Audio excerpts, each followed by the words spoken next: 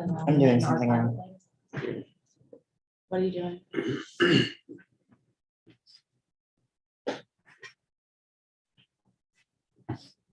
Like it kept popping up like password. My Spectrum, Mhm. This one, right? yeah, either one of those, the 235. How much you reach to? Oh, okay. 216. Oh, I didn't have the numbers. Oh. I only had light track. I was like, no, Yeah. I'm doing right. I guess they get like a notification or something. Oh, goodness. Anytime you do something new. Hey, girl. Can you hear us? Kimberly? She can hear us, I guess. All right, good. So. What do you see? Yes, what are you seeing? You see us? Okay, so it's not Can't hear us connecting to the either. owl. Can Can you see if we share screen? Nothing. Share screen. Wow, it's like fast forwarded. Or just maybe push.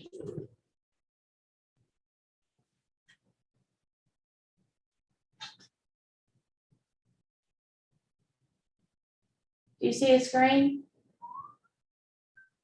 Okay, All right. so you can hear us, you just can't see us, but that's okay. You just need to look at the screen.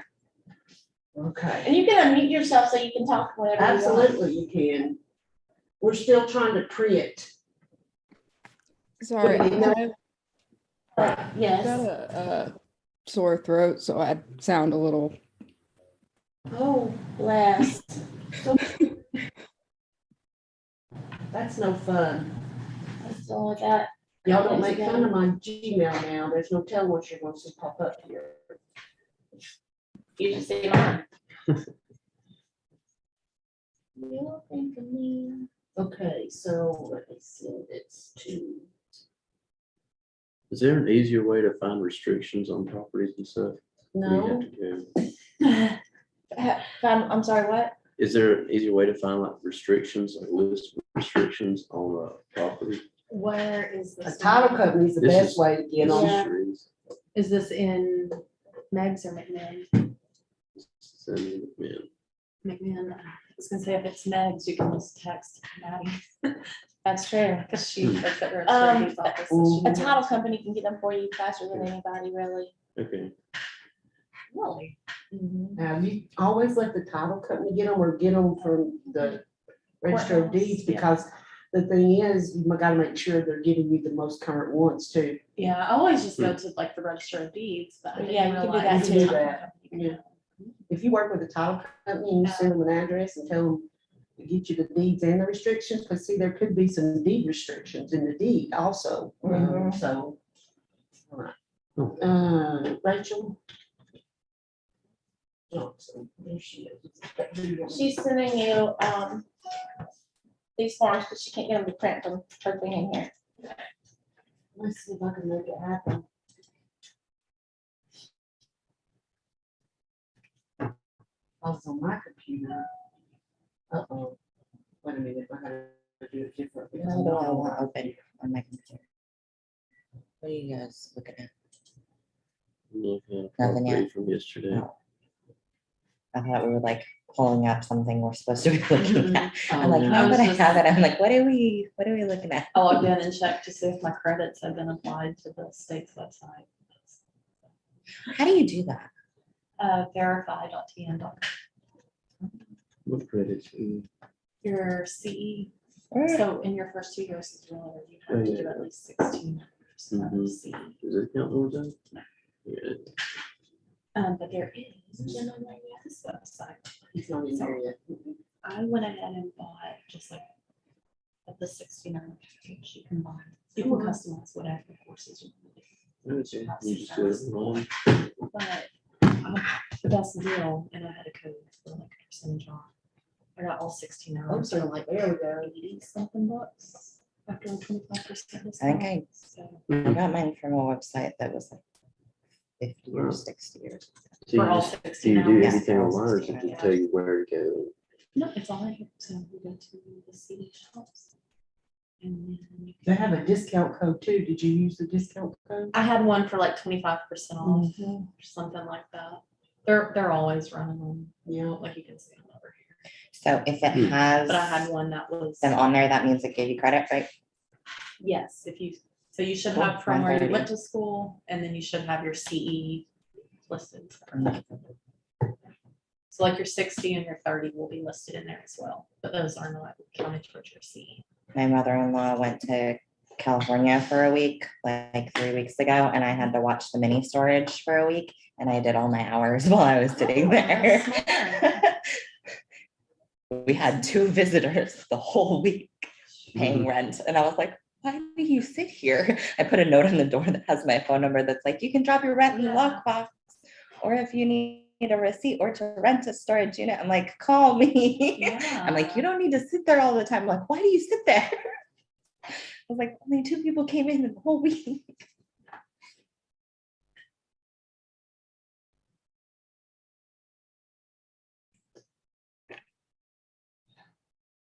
Sorry, guys. We didn't think this through. So like, you can purchase, this one is everything.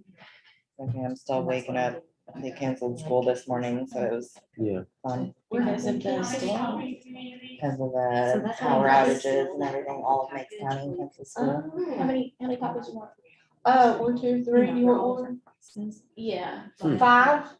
No, 4. I've got one. But I mean, if there's something you're more interested in. Like my little ones.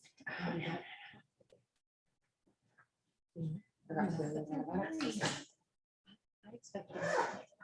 And Erin, she's already gone. Interesting. Hmm. Very interesting. You know, Amber and copies. So she can bring that home. I think I can put And I'm it probably in gonna go ahead and start on here. Okay. Things that, interest me, but just make sure you have at least 6 hours of homework. Do you happen to study at the house? It's been 10 hours. No, you didn't. Get his name about So it. you can match. If they changed the If you get a chance, package. either have Brian bring it to you or go get it from the house. He needs the 3.5 ounces. There's a little red line on the syringe, it's barely anything, but he'll take it. But he needs to get it every 12 hours. So that's because coming due pretty soon. pretty bad. Yeah. I'm sorry, it's my, not been on my. It's in the fridge. Wow. It needs to be refrigerated. And they don't say yes. Okay, thank you. But you're really good because you can. So I'm gonna walk up against this, Mhm. you just close it now and you can have that. Yeah. Keeps your place. Oh, just give us the next dose. Normally it's her answer. I'm like, no, Oh, no, I thought that was sleeping and concentrating. I'm like, in the morning is the next dose. Yeah. Right. I'm like, when I get up is the next dose.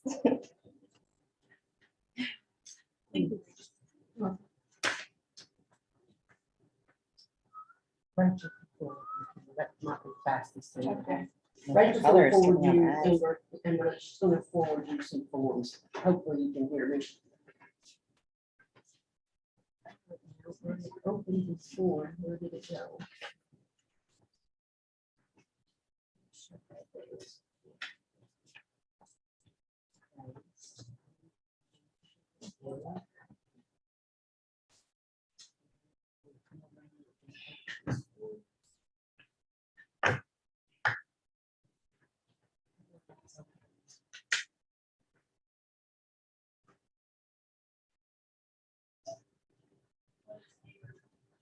It's amber.wrcn.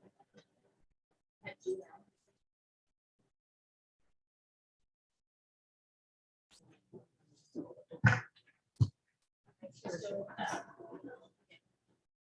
And you're 30 and 60. Already in. How do you look at mine? Hey, Brooke, this is Tina Love.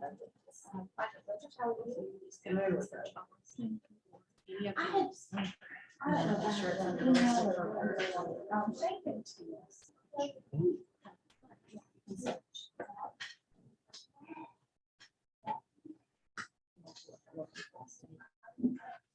So like.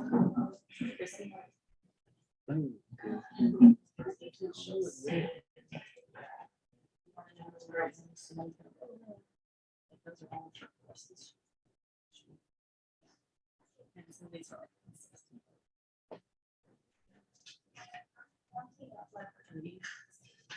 So she became a real leader. So in the cloud, do we have like a literal place where I can go back and watch the Forms Fridays again? They're on Blue Jeans. Like I know I click this, but then that takes me to like watching live. Right. You know what? I don't think there is right now, but that's a very good idea. I think that I could link them in there some way, or Paul definitely would know how to do that. The Forms Fridays, for sure. We'll do that. Yeah, because I'm like this, Myself a note. this just brings me to this. Yeah, where you can join the meeting or whatever. Yeah, But I'm that's, like, if we had like a place where we could access all of them and watch them when we need them, that Mhm. would be.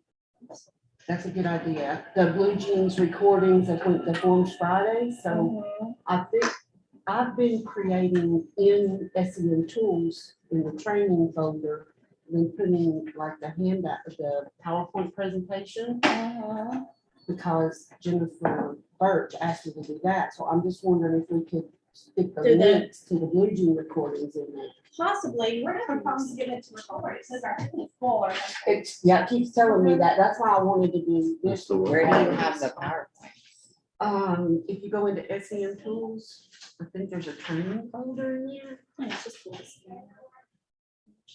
Training handout? He's coming up, he's gonna need some pretty soon.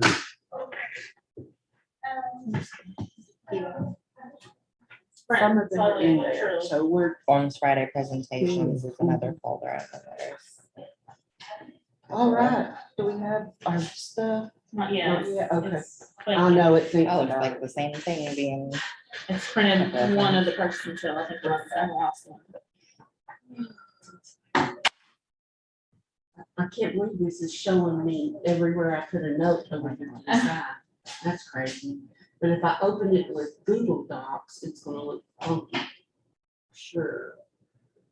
I don't know about sign edits. Let's see what that does.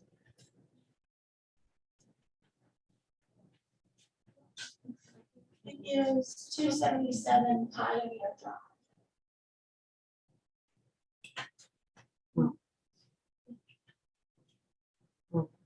I've never done this before. Let's see what it does. I probably just signed up for all kinds of stuff. And I don't want them to access my account, no, so I guess we won't do that. So I guess this is gonna be the way we look at it.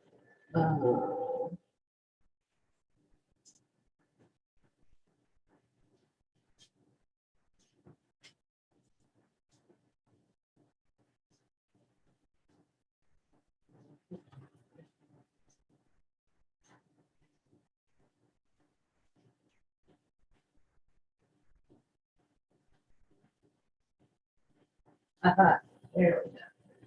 No, it's me.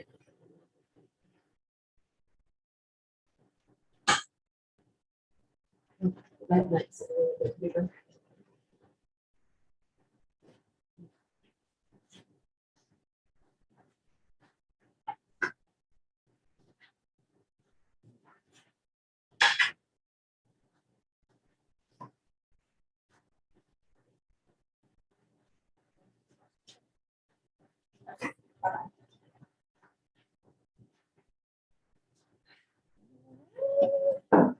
Some little liquor printers, it's kind of slow.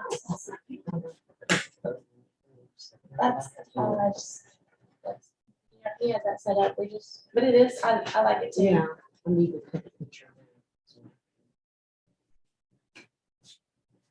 Yeah, because today, well, tomorrow morning it will be erased. Unfortunately.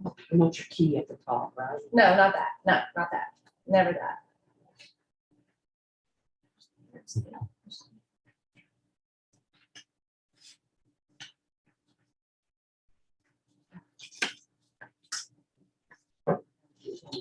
do we have a stapler?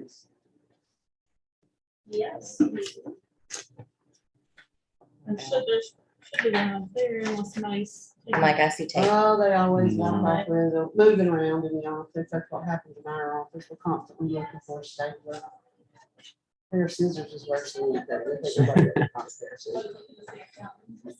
Oh, no, we don't. I'm bad with It's not been scissors in my sent house, out 'cause I yet try to put them formally. places where my kids can't get them, and then they'll find a chair or something to get it if they see it. They can get it. Yeah, absolutely.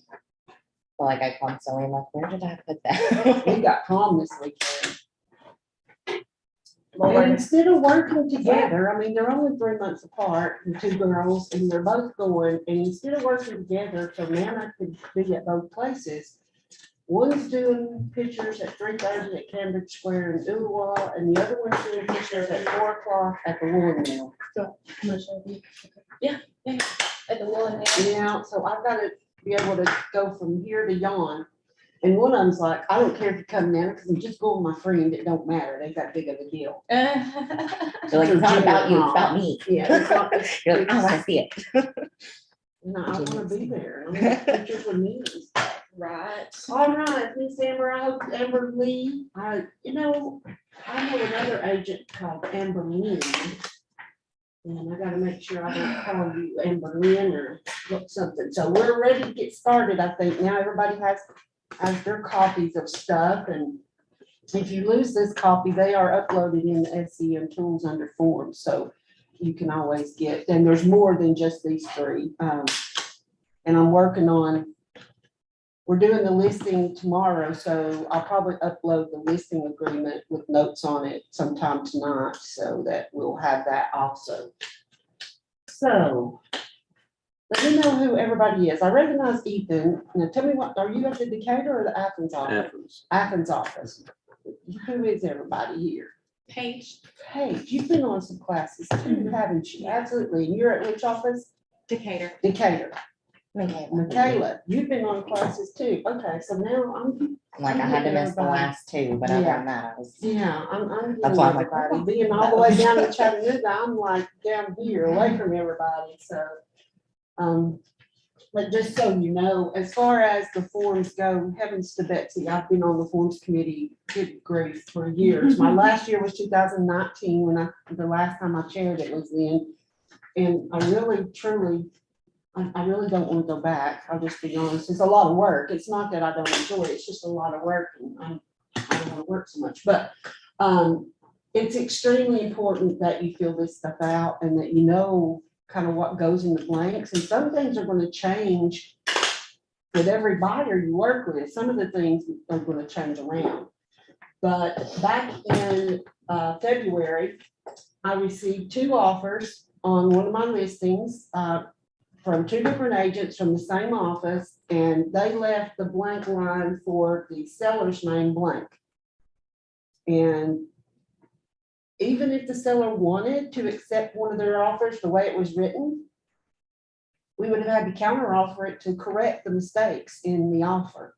And so that's not good for your buyer, okay? You want to make sure you get everything filled out so that if the seller wants to accept it the way it's written, they can. They're not, they don't have to. Of course, we could have accepted it and done an amendment and things like that.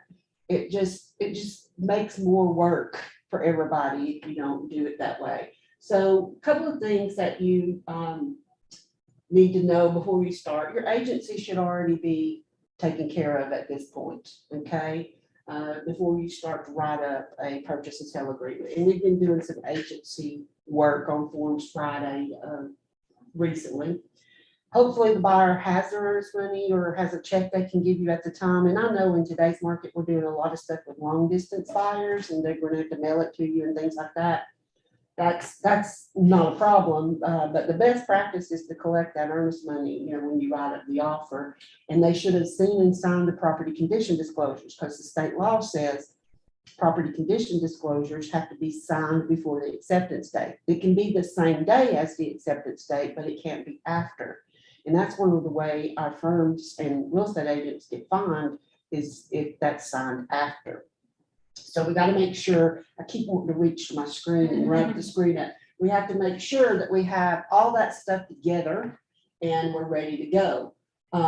As far as filling out the blanks, I think it's pretty obvious what goes in some of these blanks to begin with, the buyer's names, the seller's names, the address of the property, the county, deed book and page number. And then number 9 right here where it says and or blank instrument number, courthouse retrieval system, CRS, the tax records in our MLS, they call that a document number. Okay, so you will find it when you pull up the tax records, if there is one, there may not be one. But if there is one, that's located right underneath where the deed book and page number is.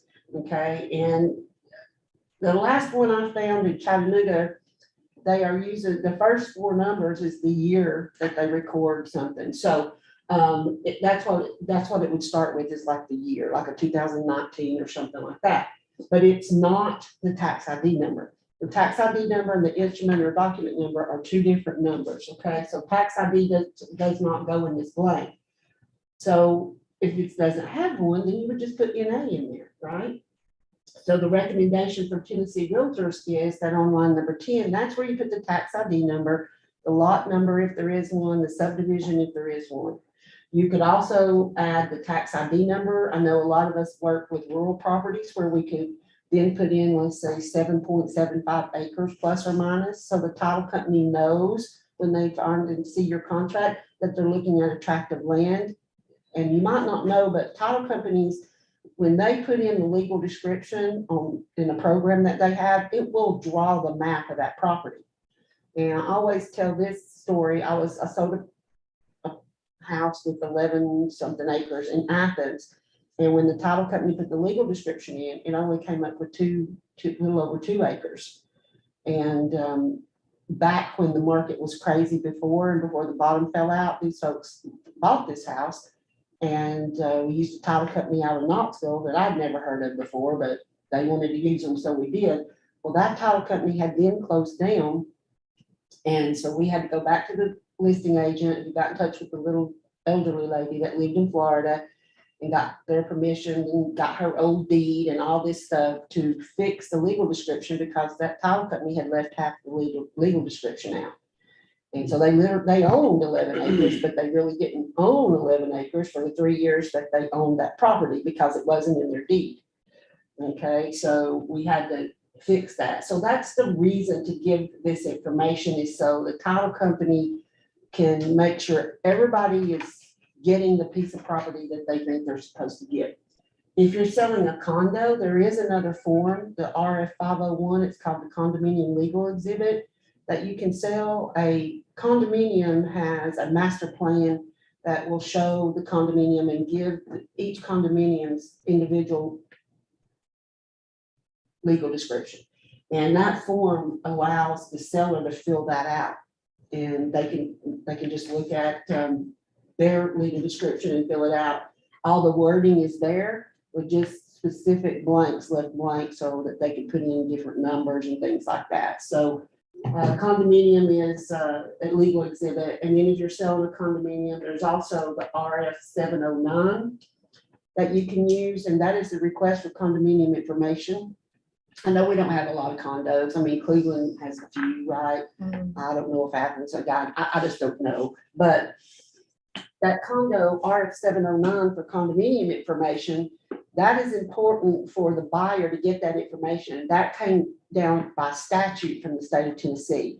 So somebody doesn't want to buy a condominium where they have common areas that the condominium association is not solvent enough to keep those up. Okay, so they got to know that information. And Tennessee says they definitely have to know. So when you use that form, if they don't supply, if the seller doesn't supply that information, they get a $250 fine because they're supposed to supply it within 10 days. If you have to make a second request, then that fine goes up to $500. And the title companies are supposed to collect that. So I've never seen it collected. People, they give you an answer to the forms you ask for. So that form itself is asking for information about the association. Now, it's not to be used with just regular homeowners association. It's specifically about condos, and it has that statute information in the form. So that's that one. And then we have fixtures, landscaping, improvements, and appurtenance, all being hereinafter collectively referred to as the property. That's at line 11. Most of the time as real estate licensees, we Fixtures we'll pay attention to, some landscaping we'll pay attention to. We don't, improvements, that's something that adds value to the land, sidewalks, outbuildings, buildings, basically. And then appurtenances are things that go with the land, that is, easements, maybe some gas leases or mineral rights have been sold off, stuff like that. So it says there, all being hereinafter collectively referred to as the property. So the downfall for a buyer is a lot of real estate licensees today have no idea about this stuff on line 11. And we really don't find out about it until the title work is done. And at that point, sometimes it's way too late, so it is important as buyers, agents, when we're working with buyers, whether we represent them or not, that we help them understand these things and help them go to gather the information they need to gather about the properties. So fixtures themselves, when you ask a real estate agent, what is a fixture, they're going to say anything attached. Okay, and that's basically a true statement. The court up at the top up there, I have line 11 fixture up here. And this is how, that'll go away hopefully in a minute. Sorry about that. That is how the court actually determines if something is a fixture or not. And it's the acronym MARIA. And you might have learned that in pre-licensing school, okay? So the method of attachment, which is what we always talk about, the agreement between the parties, which is so important. That's why this document is so important. The relationship of the parties, the intention of the parties, and then the adaptation of the article to the real property. If that whatever is removed, can the property still have full enjoyment? Okay, so that's what they're looking at as far as a fixture goes. And we're the only ones that are in the houses with the buyers to talk to them about this stuff, okay? Especially landscaping. We have to try to handle and control, help them understand reality versus perception when it comes to these things. What's going to stay, what's not going to stay. There's a lot of argument over stuff, okay? And we don't sell stuff, we sell real property, but somehow this stuff gets brought into all of our transactions. And it's important that buyers understand, number one, their lender will let a certain amount of personal property exchange hands with that transaction. But most of the time, the lender does not want to see excessive personal property in a contract. It just messes everything up. So we have to help them understand that, because lenders don't tell them that. They leave that for us to be the breakers of bad news, because they'll want to buy the dining room suite and they'll want to buy this stuff, or what they want to do is make it be part of the contract. And it can't be part of the contract. Can they buy it? Sure they can, because the seller can have a yard sale, and that might consist of a piece of paper laying on the dining room set that says this dining room set is for sale for this amount of money, and they can buy stuff. I recently had a transaction where the listing agent called me after we were in the contract a couple of weeks and said, okay, she said, the seller does not want to move these things. Does your buyer want them? If they want them, we're just going to leave them in the house. If they don't, we'll remove them. And so I think they took the dining room suite and the master bedroom suite, not the mattresses, but the actual furniture itself. And they just left it. They didn't want to move it. They just left it. So it worked out okay, because I didn't have to put it in the contract. So we have to be careful what we put in here when it comes to fixtures. We have to try to manage perception versus reality. And we have to talk to buyers about all the things that are on here. I do see agents a lot of times, they'll just hit the highlights, boom, boom, boom, boom, and then the buyer doesn't know everything that's in this document, and it's important that they know everything that's in it. Again, doing this stuff long distance, using DocLink for signatures and all that stuff, which I do. I'm not saying don't do that, but we gotta help them and make sure they understand what's in here. So the language that you see there on the purchase and sale agreement is also the same language on the listing agreement. So when you list property, you need to make sure and go over this with the seller so you know what stays, what doesn't stay. And then my suggestion, and that's all it is a suggestion, but my suggestion is you put that information in the MLS. So if I'm going to show your property, it tells me, and it may be in public remarks and in agent remarks, that XYZ doesn't stay, especially when it comes to things like window treatments. People argue over curtains. It's ridiculous. And, you know, maybe the The ring curtain doorbell doorbells. system. Oh, the Ring doorbells are huge right now. Okay, you need to understand that's part of where security systems in this little list, right here, line 16. All security system components and controls at line 16. A Ring doorbell is a security system. And if it's in place, then it needs to stay there when the buyers move in. We talked about that probably in 2019 for sure, when I was the chair, because people were saying, you know, can you do something to expound on security system components and controls so we understand what that includes? Well, here's what the attorneys told us on the forms committee. That includes all security system and components. You know, it is what it is. And yes, Ring doorbells, and there are Ring security lights, any cameras somebody has. If they can be seen, then the buyer's going to expect they are going to stay as all security system components and controls. And you only have two little lines down here to get specific about anything on line 23 and 24. So we've also, when I was talking about window treatments, we had a case come up in front of us over some gold crushed velvet custom draperies. I mean, I don't know who would want those anyway, but they argued about them. They went to court over them, but they were $10,000 custom draperies. Okay, because it says our window treatments and hardware, and the real estate agent did not write in the custom draperies. So what the sellers did when they moved out, they took the custom draperies out and went out to like TJ Maxx, or what's that other one that starts with a Home Goods. yeah, somewhere, and got some curtains and took them. There were curtains and window treatments in there, but they weren't the custom draperies. Okay, and the MLS talked about the fact that there was custom draperies and this and that and the other, but the judge sided with the seller because the real estate agent had not written in here specifically those custom draperies. Okay, so I mean, it makes you question everything when you start looking at this list. So what we have said from the forms committee and from the attorneys at the forms committee is, when something means something to your buyer and your buyer is, you know, I want those custom draperies, we should write it in there and be specific about it. So we had a discussion. I was teaching this class earlier this week. On line 15, you'll see the word range. And they left one, but it wasn't working. And you know, my mind can't go there. You know what I'm saying? So this girl in this class said, I'm going to write from now on lines 23, working range. Okay.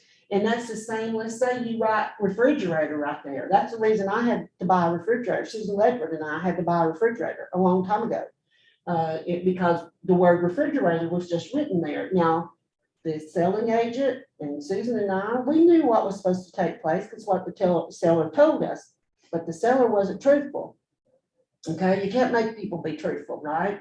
So be very, very specific when you are writing things that are going to remain with the property at no additional cost on lines 23 and 24. So the forms committee recommends that when you write in refrigerator, that you write something like stainless steel side-by-side Samsung Super Cool, what the model is, what the color is, because then that's what needs to be in the house when you close. Don't put a serial number, because if that serial number refrigerator quits working, then you're going to get that non-working refrigerator.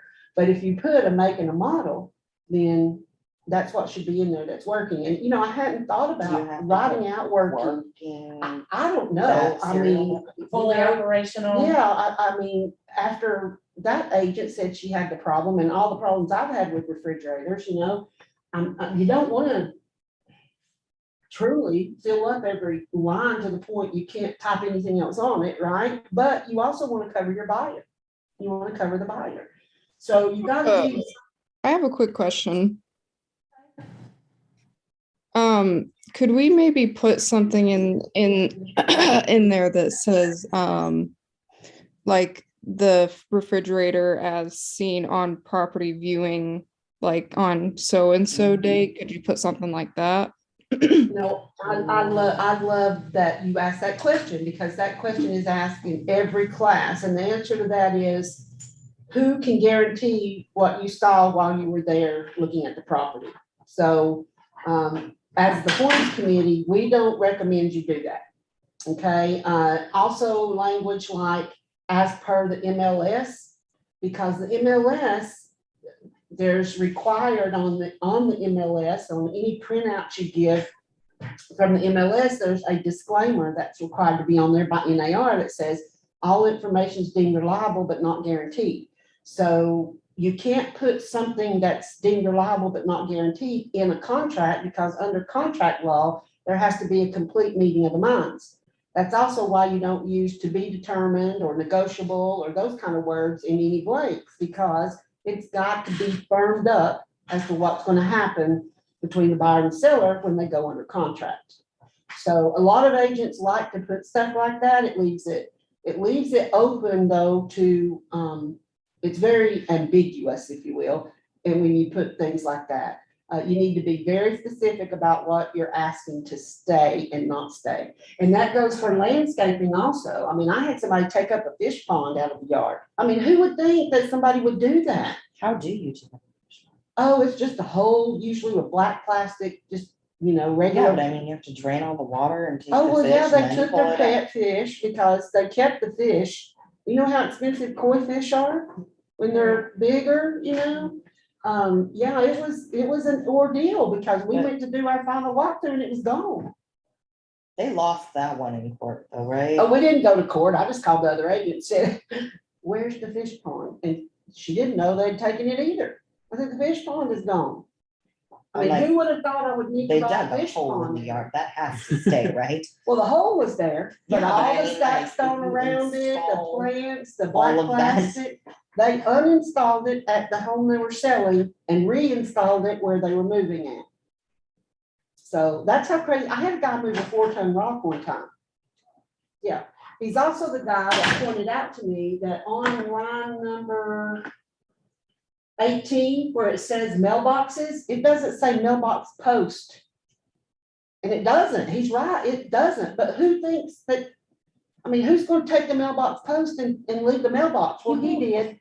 He took the mailbox post because it was a well pump from his grandmother's farm. He left the mailbox sitting in the middle of the bar in the kitchen.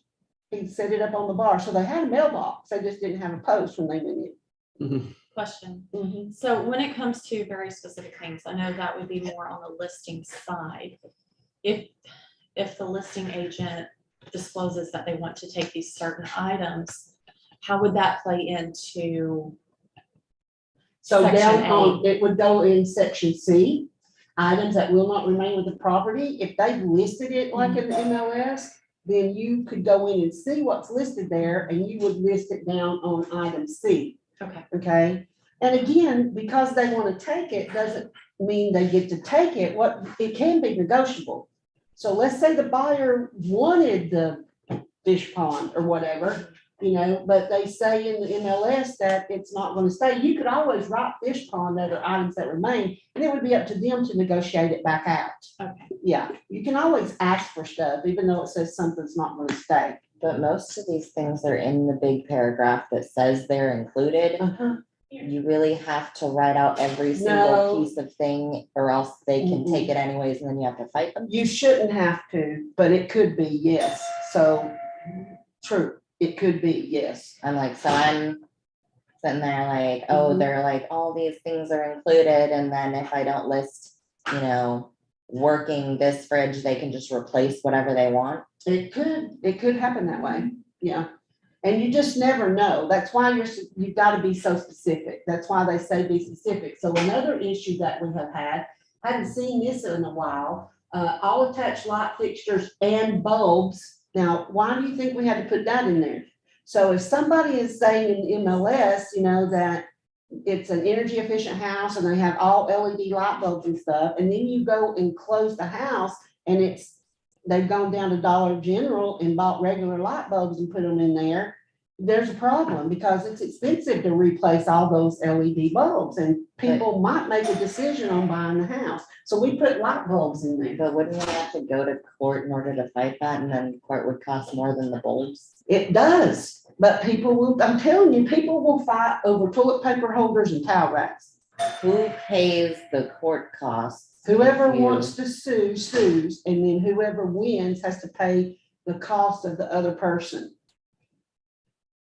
That's what usually happens. They ask to be reimbursed for a reason, what they call it is reasonable attorney's fees. And we're not attorneys, so we can't, all we can do is do our best in what we're writing up. Now, I'm gonna tell you, they're gonna name you every time in a lawsuit. It's gonna happen, and I'm not trying to scare you, I'm just trying to tell you what's going on. About 3 weeks ago now, I was teaching the home inspection class that I have at Greater Chattanooga Realtors, and this realtor friend of mine comes in, she's been in business 35, 40 years, a long time, and I said, what are you doing in here? And she said, well, I'm gonna tell you, I came to take this class because I'm being sued over a home inspection. We've been going through this for about 3 years. And she said, they contacted me, the E&O insurance has contacted me and they want me to work out a settlement and I don't want to because I don't feel like I did anything wrong. Well, then when class was over, she came up to me, she said, I'm gonna settle because what we learned in here today, I did do some things I shouldn't have done. And, I gotta rethink the way I'm doing things and I'm gonna tell them I'm gonna go ahead and settle. And when you settle, a lot of times the cost of doing things is included in that settlement. Of course, your E&O is gonna pick that up. You've got probably $1,000 deductible and you should be fine. But people are crazy. These were her buyers who loved her. She has a friendship with them outside of it. And the buyers told her that they didn't want to name her in the suit, but as soon as they hired an attorney, the attorney named everybody on both sides in the suit because they want to get money from everybody. That's what they do, okay? And all you can do is your best. That's it. That's why we have these classes and talk about this stuff because all you can do is your best. You shouldn't have that looming over your head all the time. Just go do your business, do your best, and you got E&O insurance. That's what it's there for. But they will fight over crazy stuff. It's ridiculous. You have a question, Ethan? Yeah. You just stretching? Yeah. Y'all tell me when you need a break. One okay? thing with the Ring cameras, Mhm. so we have Ring cameras and we tried to move them from one of our properties to another property. You have to have the box to transfer those. Mhm. Otherwise, they're stuck with you. Mhm. How do you leave Ring cameras if you can't transfer them to the new buyer? And because right down here, it says that you've got to give them any key fobs, access codes, master codes, or other methods necessary for access to the property. You gotta make it happen. I'm like, what do you do? Buy them new Ring? I don't know. So I got a Ring and I just changed phones and it was like an act of Congress to get the app up on my phone and get it going again. I mean, I don't really know how I ended up doing it. I'll be honest. I was just messing with stuff and it worked. So I'm not getting notices on it. I can see my Ring camera, but it's not going off when somebody is at my front door. So I still haven't got it completely set up. So I understand what you're saying. I really do. As realtors, should we recommend to our clients before they list to remove those types of things? or- Absolutely. Okay. That's the best practice is when you go That out the leaves a list hole though. and you're going through this list of stuff. And that's what I did with the guy about the mailbox. We had went through this list and honest to goodness, I never thought about a mailbox post. Never. I thought, okay, a mailbox Yeah, is that, okay? I never thought about that. And we literally went through this list and he gave me a list of things that weren't gonna stay, like the 4-ton rock, like 25 iris bulbs out of an iris bed. All the rose bushes were going, the dining room light fixture. There was a whole list of stuff. And people were okay with just having holes in the yard everywhere. Well, he had this bed of flowers and he was gonna take But the 25 bushes, bulbs out. like, Oh, he took all the rose bushes, he dug every one of them up, and he planted grass seed, so oh, that it would, he- yeah, okay, yeah. at least he fixed it. I thought he just Yeah. left the gaping holes. I'm Well, like, I wouldn't be We had a very gaping happy hole with for the that. fish pond, we had a gaping hole for the fish How pond. did that one end? And also one time I had they brought the fish pond back, they brought back some of the plants.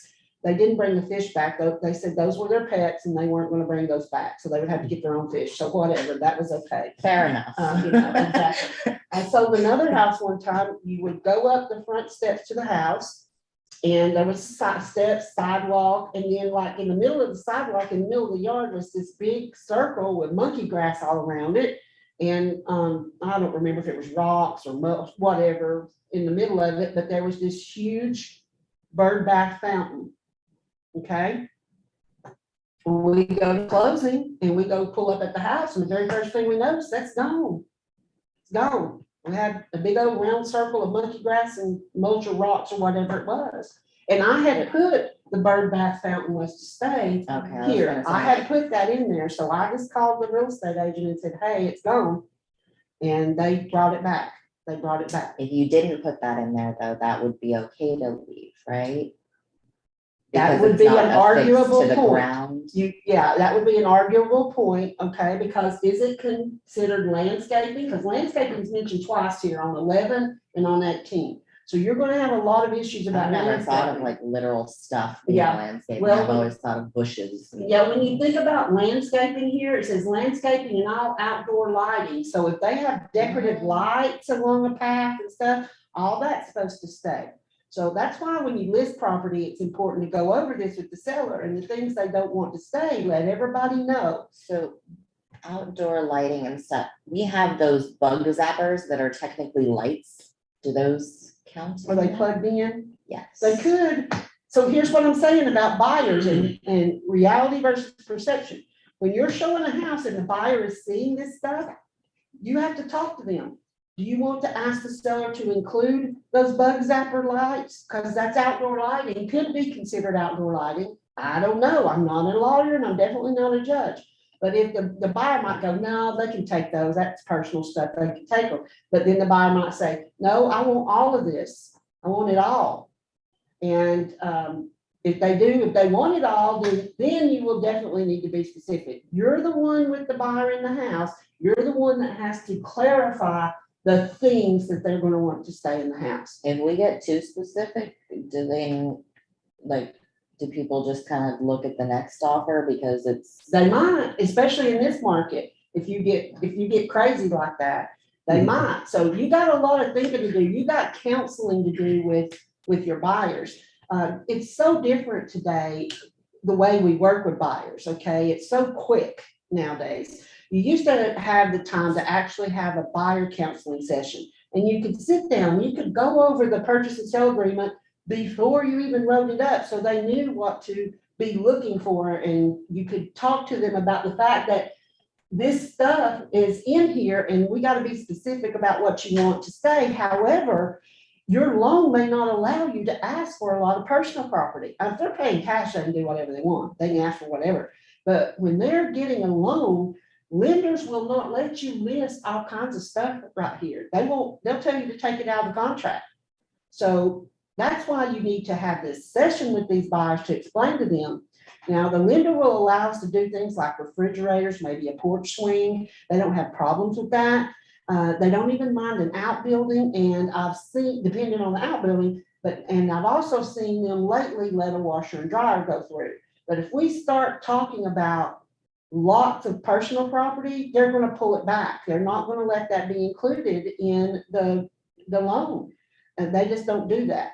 And if you had been in the business when the bottom fell out of the market and you sold a lot of foreclosures like we had to for the years after that happened, lenders lost all kinds of money. Because prior to 2007, we had a bill of sale that could go with the purchase and sale agreement, and there's probably 25 lines on that bill of sale. Okay, but we had to get rid of that form because lenders are like, no, we're not lending money on a bunch of personal property. We already been down that road and we got taken advantage of, and they did.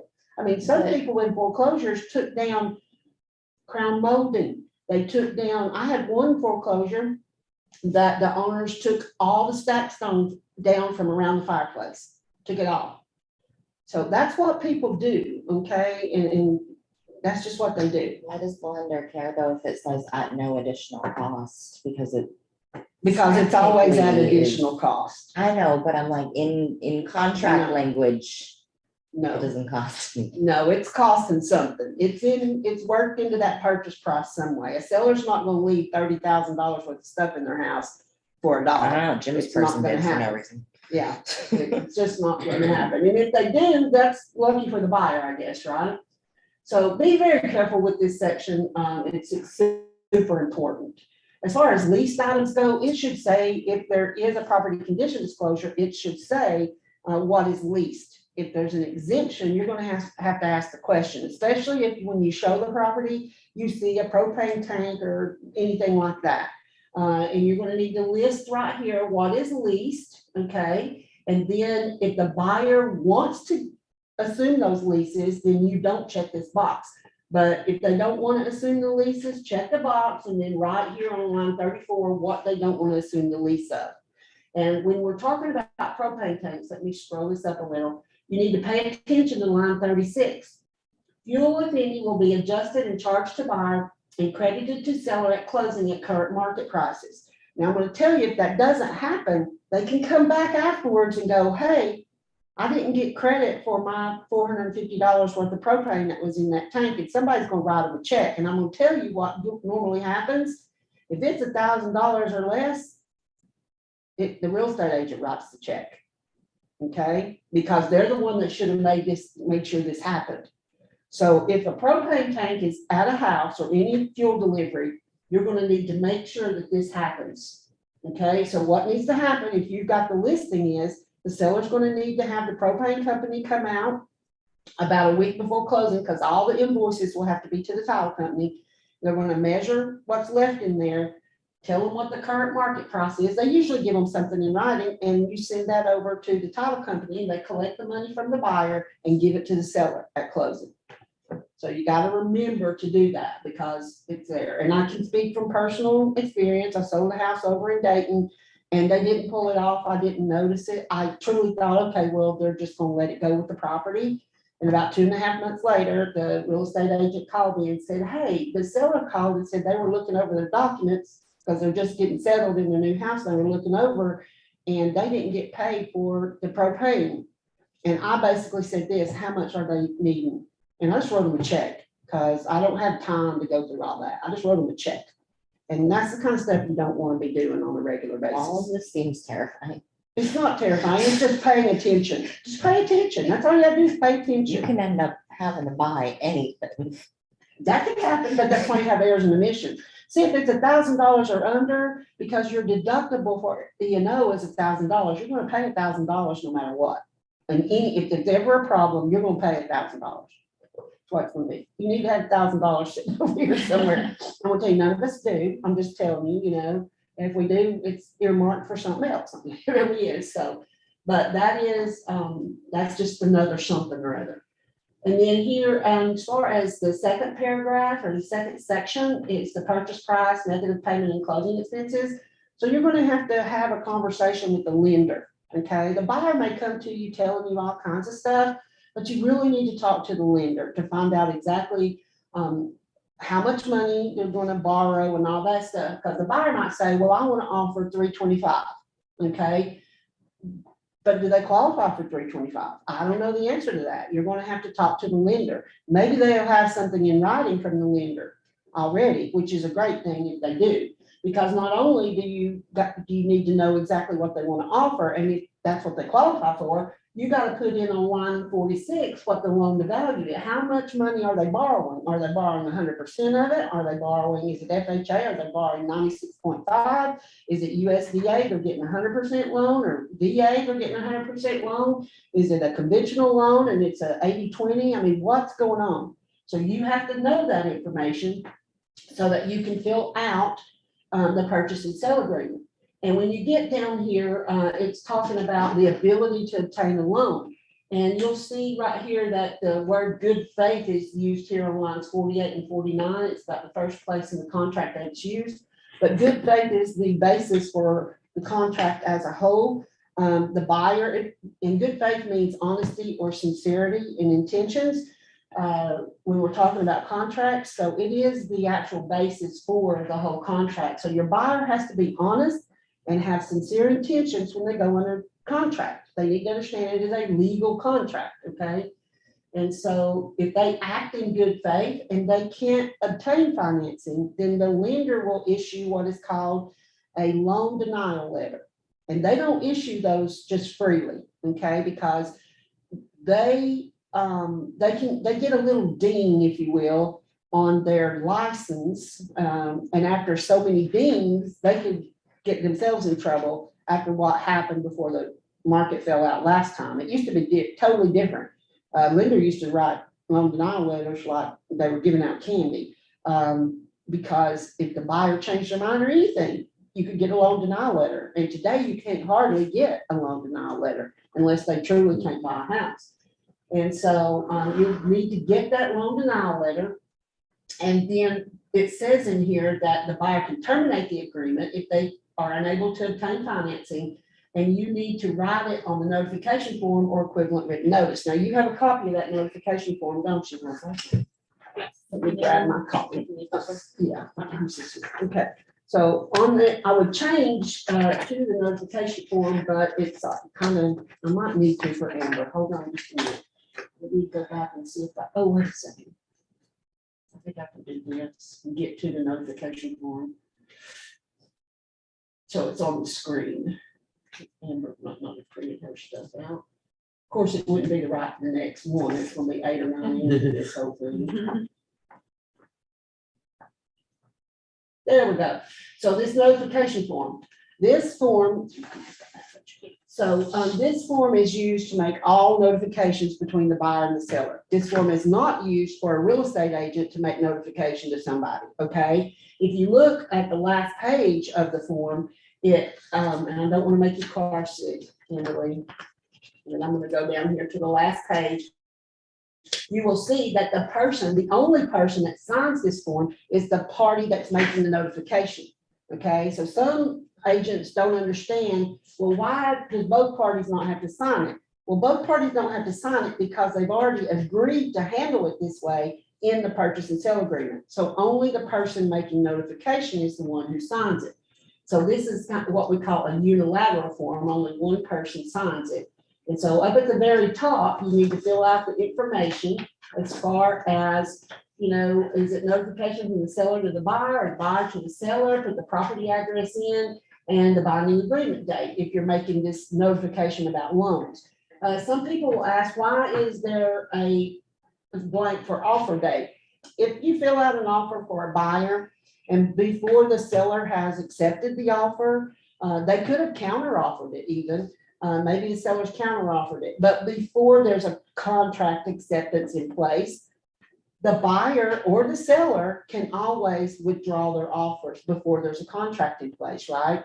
So that's why, let's say you made an offer and you're counter offering and the buyer goes, you know, I don't want to do this. I really don't want to do this. You could sign this, they could sign this notification form and it's down here at the bottom where it says the buyer is withdrawing at the bottom of the buyer's notifications.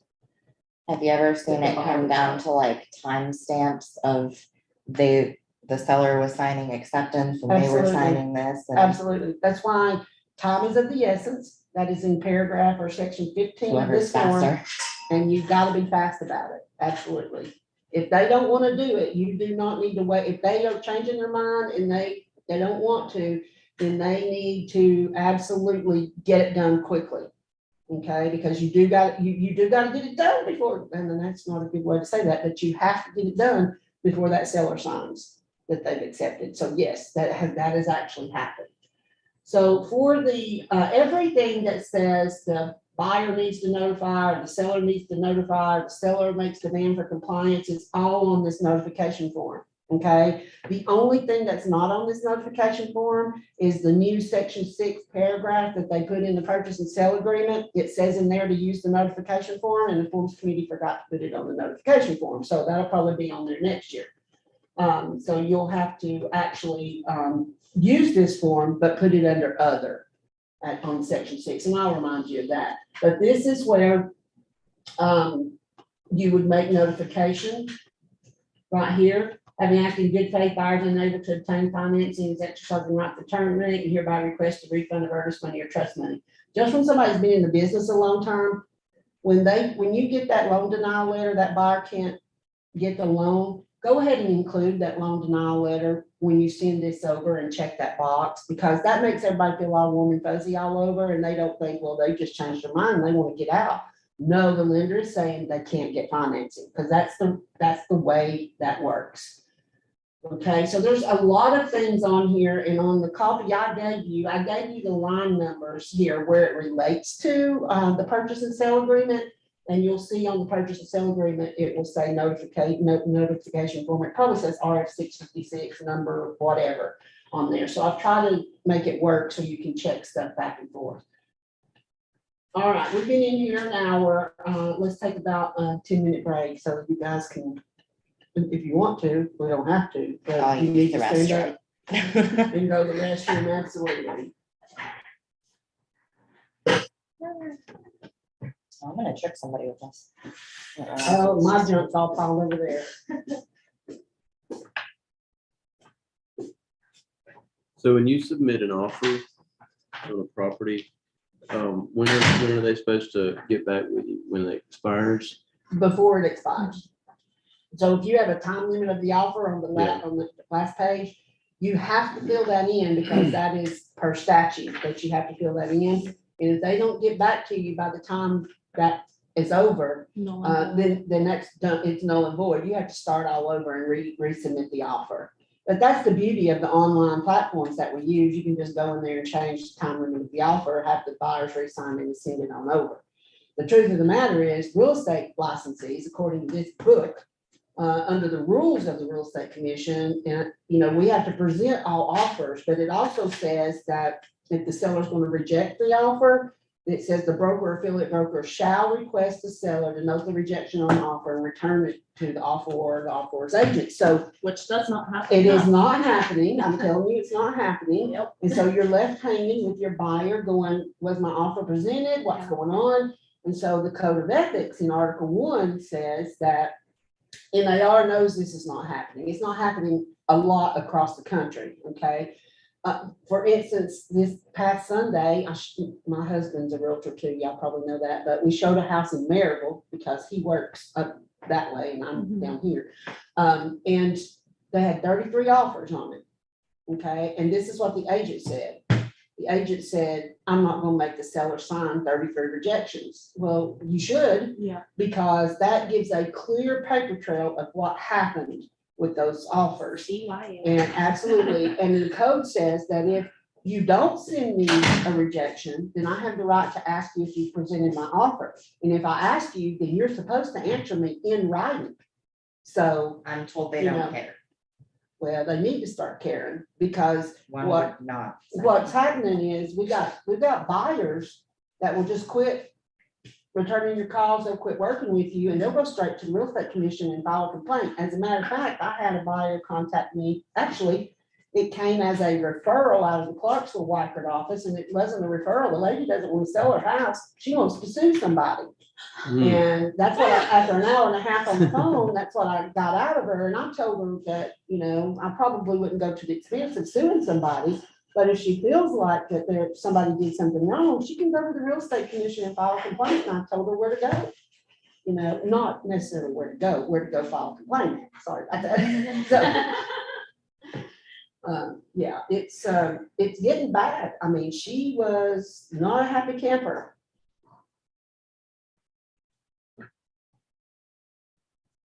Yeah, reason I asked that is because I never got a rejection notification or whatever it's called. What is that called? It's a they sign it as rejected. Okay, Yeah, because whether it's at the signature block, yeah, the seller has 3 choices: accept, counter, or reject.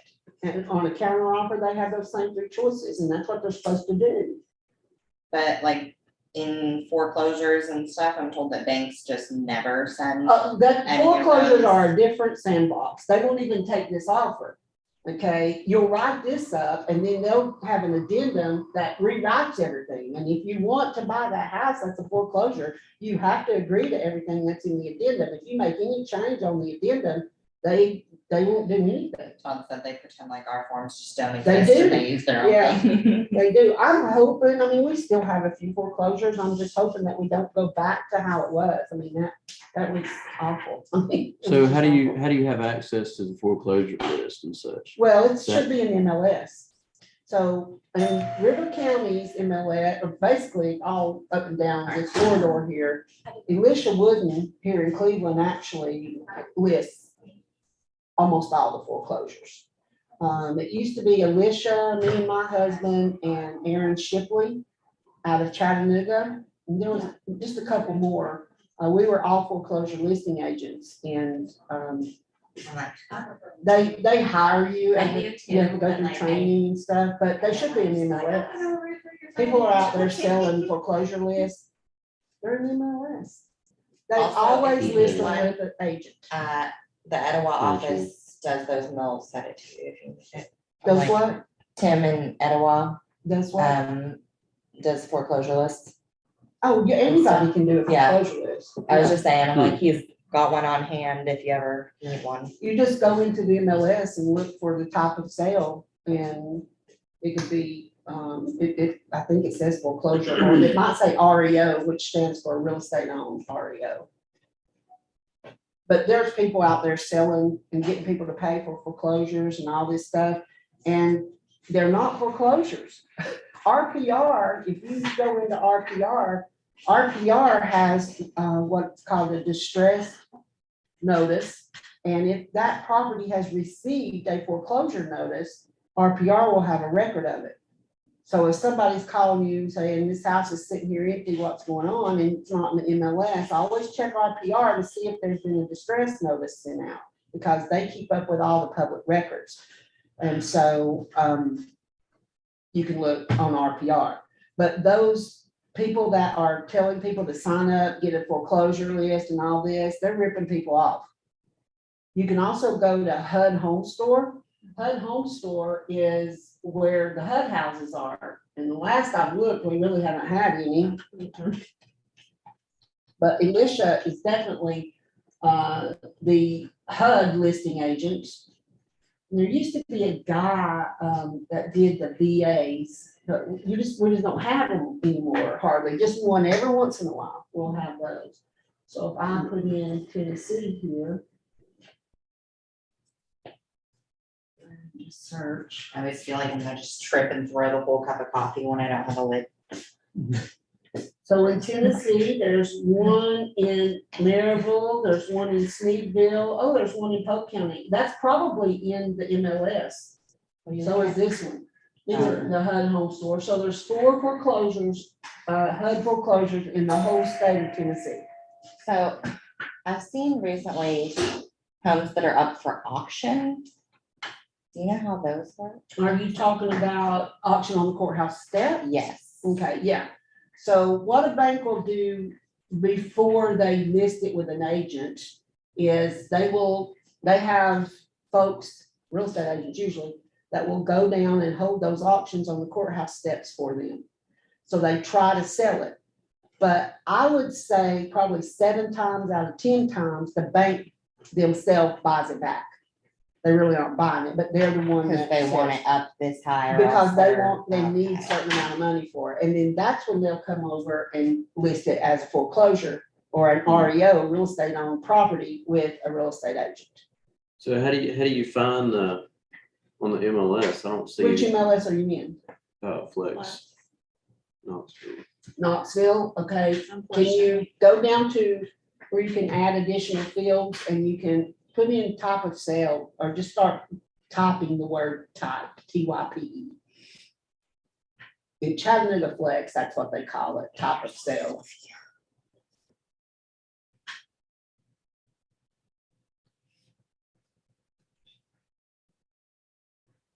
Nothing.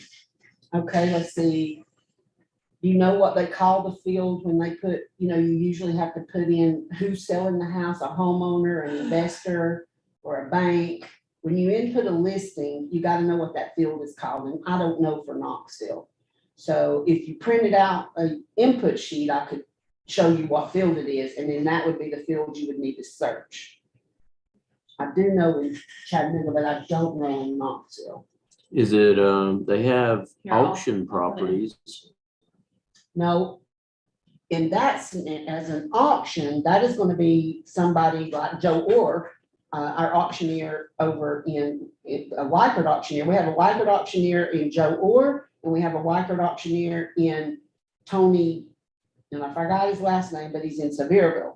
If you got anybody that wants to hold an auction on their property, we can get it done through Wyckoff, you know, but those are those kind of auctions. That's where, you know, That's like, the auctioneers hold them and they sell the property. They go out and they take bids, and usually they have a bunch of other stuff in there. They'll have furniture, and sometimes they'll bring vehicles, and they have a whole big auction. It's an auction instead of an actual sale. So it's not an auction. So we need to look at the, do you have access to an auction? there's too many things. Linda does. Like, there's too many ways to You wanna do look at things. this and see? Let me see, I'll come over here. I apologize for my bandaged up legs, and I got to look at them. Okay, so That's it's, under, it's gonna be something community bedrooms, bathroom, I just put in property staff, McMahon. other rooms, carpet, let's see here, so you typed in type, right? Yeah. I gotta know what, let's see here, if it'll just show me all of them. Okay, stop, I didn't mean to do that. I have one of the lists.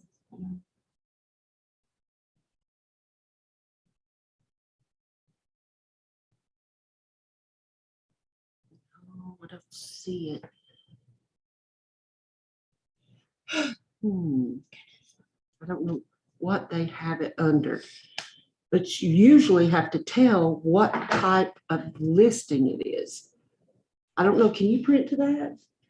Probably not, because you don't have it set up. Is this what you're? Let me trying see, yeah, to- let me see, so you have a listing pulled up? I'm Let me trying to see. see if I see, because I know what you're talking about, I just can't think of the word for it.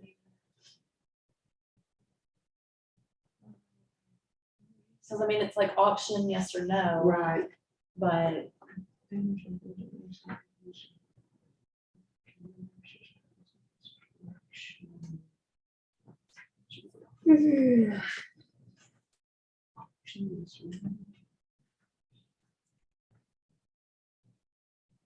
would it be?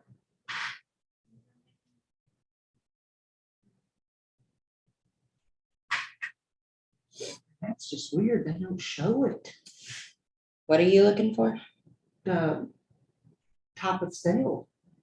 Sales and seating, exclusive agency, variable comp. I mean, they got what they need, but they don't show who's selling the property, if it's an investor or a homeowner or who's selling the property. Okay, let's try owner name, try owner name. Let's see, maybe it's in there that you can put in owner name. And. Yeah. But, well, you know, none of that don't make any sense, so, I mean, dog, I was in real estate before we had an MLS. I hate MLS Right. with a passion. Okay, sorry, Everly, we're gonna move on now. So we talked about the closing and the lender denial letter and what has to happen with that. And that's easy to take care of, because the lender will definitely give you that letter if that's the case. Then you get down here to lines 54 through 57, and you have to check a loan type. Okay, so what kind of loan is that buyer getting? Okay, Property status. is that what it says? And then, because if you go on quick search, you can go to property status, bankruptcy, Ooh. property and foreclosure, REO. Well, that insurance. don't even make good sense, I'm sorry. But there it is. Property status to me would be like active or pending Correct, or that's what I contingent. would think as Yeah, well, so but it's that property is what status, is okay. under for quick search. Okay, so, whatever kind of loan they're getting, you just check the box. If it's gonna be an FHA or a VA loan, you have to attach that addendum. And that needs to go over at the time of the offer. Now, you have the addendum, the VA FHA addendum, I gave you that form. So one of the blanks that you fill out on that form is in section 1, I'm talking about the appraisal amount. So whatever amount the buyer is going to be offering, and I saw the appraisal form over here, let me get over here to the appraisal form. If I was on my computer, I would already have these all pulled up, but I'm not on my computer, so there we go. So of course, this is only used for VA or FHA loans. So when we're down here at the appraised value, you gotta put numbers in here on this blank on line 13. So whatever the buyer's offering, if they're offering 325, you would put 325 there. Now, if there is a counteroffer going on, there's a couple of ways that agents handle it, okay? Some agents will just fill out a whole new form, and I don't have a problem with that. I just think it's a waste of time because this is an addendum to the purchase and sale agreement. So if you're making a counteroffer, let's say you represent the seller and you get this, and you're making a counteroffer on the price, say you're going to counteroffer the price at $330, then you just go in your counteroffer and you put line 13 of the VA FHA loan addendum shall now read $330,000. You just counteroffer the addendums as part of your counteroffer, because the addendum is part of the offer. Okay, it says in here, it connects it to the offer. And for VA buyers, do you guys sell many VAs or FHAs? So for VA buyers, you're always going to have this funding fee right here, and the lender needs to talk to you about this a little bit, but they don't. Okay, so a VA buyer, maybe the first time they use it, they have no idea. But this funding fee is usually a little over 2% of the purchase price. The first time they use it, it's a little over 3% in the second, third, fourth times that they use it. And the VA will allow at line 25 to check that box and add that into the loan amount and finance it. And I would say 100% of the time, that's what the VA buyer does. So you don't really have to worry about it. You could ask the seller to pay on line 24 to pay that funding fee, but I have only one time in my whole career seen a seller do that, okay? Did they maybe not notice that it was in there? I think that's exactly what happened, to be honest with you. I think that's exactly what happened, yes. Absolutely, they did. And They're so, like, oh, yeah, down here, when it, on section 8, when it talks about non-allowable settlement charges, VA and FHA has non-allowable fees that the buyer can't pay. One of them for sure is the termite letter, okay? So they can't pay that. So this is when you're really gonna have to talk to the lender.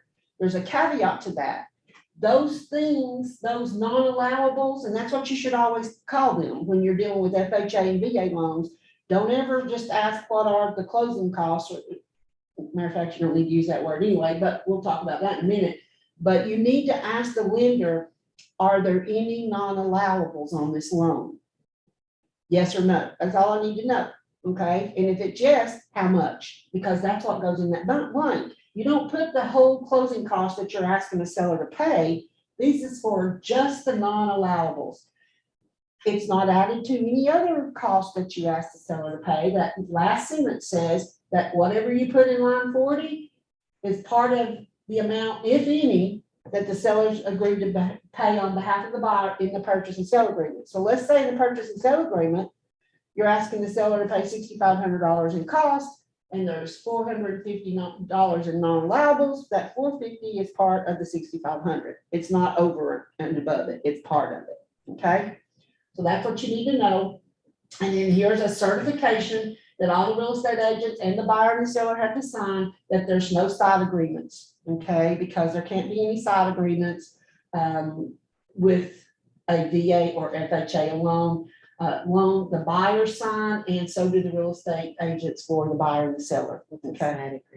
A side agreement would be like, okay, you wanted that dining room suite. I'm going to let you have it with the cost of the house, but we're not going to put it in the purchase and sale agreement. You're looking at me like that's a lie. Yeah, it is. That's why you can't do it. But wouldn't that be kind of like the person that said, hey, did you want them to leave this just because we don't want it? Is that not allowed? Do you have to tell them to take it? It's not allowed in a VA or FHA loan. They're very. But if somebody just literally doesn't want the thing and is like, can we leave it? Do you have to? Say Oh, that's no? okay. There's no cost for it because see, it's not included in the purchase price. But if they say, okay, we're just not going to put it in the contract, but I'm going to, because you're paying this much money for this house, I'm going to go ahead and let that include this, and this. Or better yet, we'll go ahead and let you buy this house. And I'm going to write you a check after closing for these things. It's basically to get rid of loan fraud.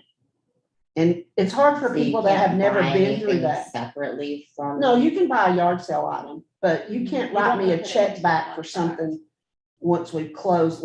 I'm trying to think of some of the crazy stuff that used to happen. Sellers would write the buyer a personal check for repairs instead of negotiating it through the contract. I thought you meant like the buyer can't write the seller a check for their dining room table. No, they can do I was that. like, why can't they do that? No, I'm like, they I can don't do that. They want to understand. include it into That the has, contract. right, it has to be something that is, should have been written in the contract but wasn't. Okay, because like, Something to literally do with the home, not yes, their right, stuff. Okay. absolutely. All right, so that's the VA FHA again. We're Sorry, I gonna- was like, I'm not getting it. And we don't really have going on what we used to have going on. Okay, some of it's starting to come back. I'm telling you, I've heard some stuff recently and I'm just like, are you kidding me? Like the no doc loans? That's part of what started the bottom falling out of the real estate market. What is that? The no doc loans that they got going on, or, I've never heard of that. yeah. It's for self-employed folks like us and things like that. You gotta make sure it's all above ground. We used to have lenders telling us, don't worry about getting us this, we'll handle it. And they were actually making up W-2s for people. They were making up tax returns for people. You guys have no idea. We what was bought a going car on. once and they didn't even ask if we had a job. I'm like, if they did that with how, I'm like, That's what they were, if you it could made me fog a uncomfortable, mirror, I'm like, you could buy a house. Hand it to That me. you didn't have to, there were people that bought houses from me that I was like, I don't know how you're buying this house, but they had a lender and they had everything in order, but we found out after the fact, because, we're not finance people. So, it also says in here that the buyer can apply for a loan with different terms and conditions, as long as that new loan does not increase any cost charged to the seller.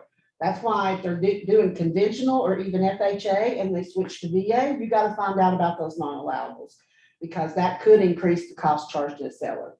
Okay, so these are things we gotta ask about. It's real good for you to sit down with different lenders and talk to them about their loan programs, so that you know kind of what to expect with these different lenders that are around that you're gonna be using. One of the things that I'm gonna beg of you not to take lightly is this loan obligation section, okay? So this says here in all these lines from line 62 to 83, this right here could get your buyer in a whole lot of trouble, all right? So it says within 3 days after the binding agreement date, the buyer shall make application for the loan and shall pay for the credit report. Buyer shall immediately notify seller or seller's representative of having applied for the loan and provide lender's name and contact information, and that buyer has instructed lender to order credit report. Such certifications shall be made via the notification form or equivalent written notice. what happens if they do it like on a Friday and Monday's a holiday? What document are we on? We're on the purchase and sale agreement, line 62. So you gotta know how to count days. This document in section 15 tells you how to count days. Okay, so go to section 15 of the document. I'm gonna scroll down here so you can see it. Section 15. Some holidays where the bank are closed isn't like listed holidays, okay? Well, this contract controls what holidays you count as holidays. It's in section 15, and for some reason, I'm about Would to, they have to go with a different lender if they accidentally did it on a day where they couldn't apply with the lender they wanted? no.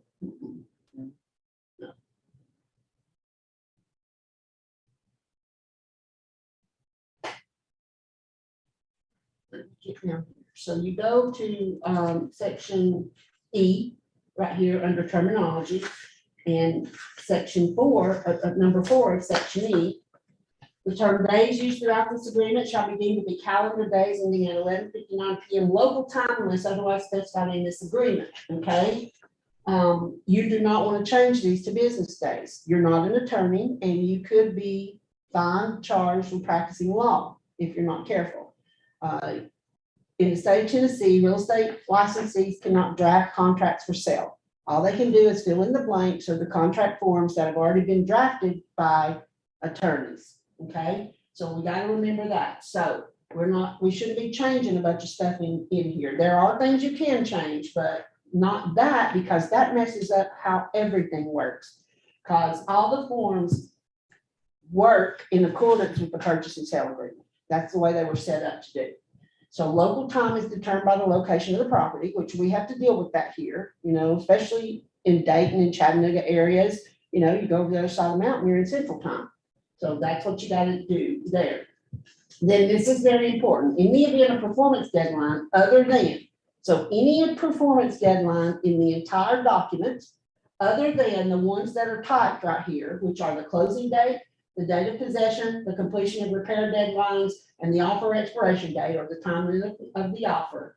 If any of performance deadlines other than those four occurs on a Saturday, Sunday, or legal holiday, the performance deadline shall extend to the next following business day. Okay. So And good then deal. holidays, as used herein, are those days deemed federal holidays pursuant to 5 U.S.C. 6103 in calculating the time period under this agreement.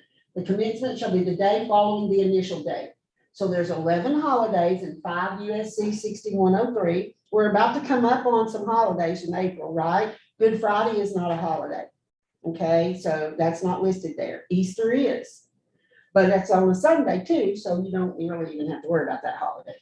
So if today Rachel and I had a deal going on and she emailed me and the acceptance, okay, and I signed acknowledgement of receipt and emailed it back to her, it would be dated 3/31/2022.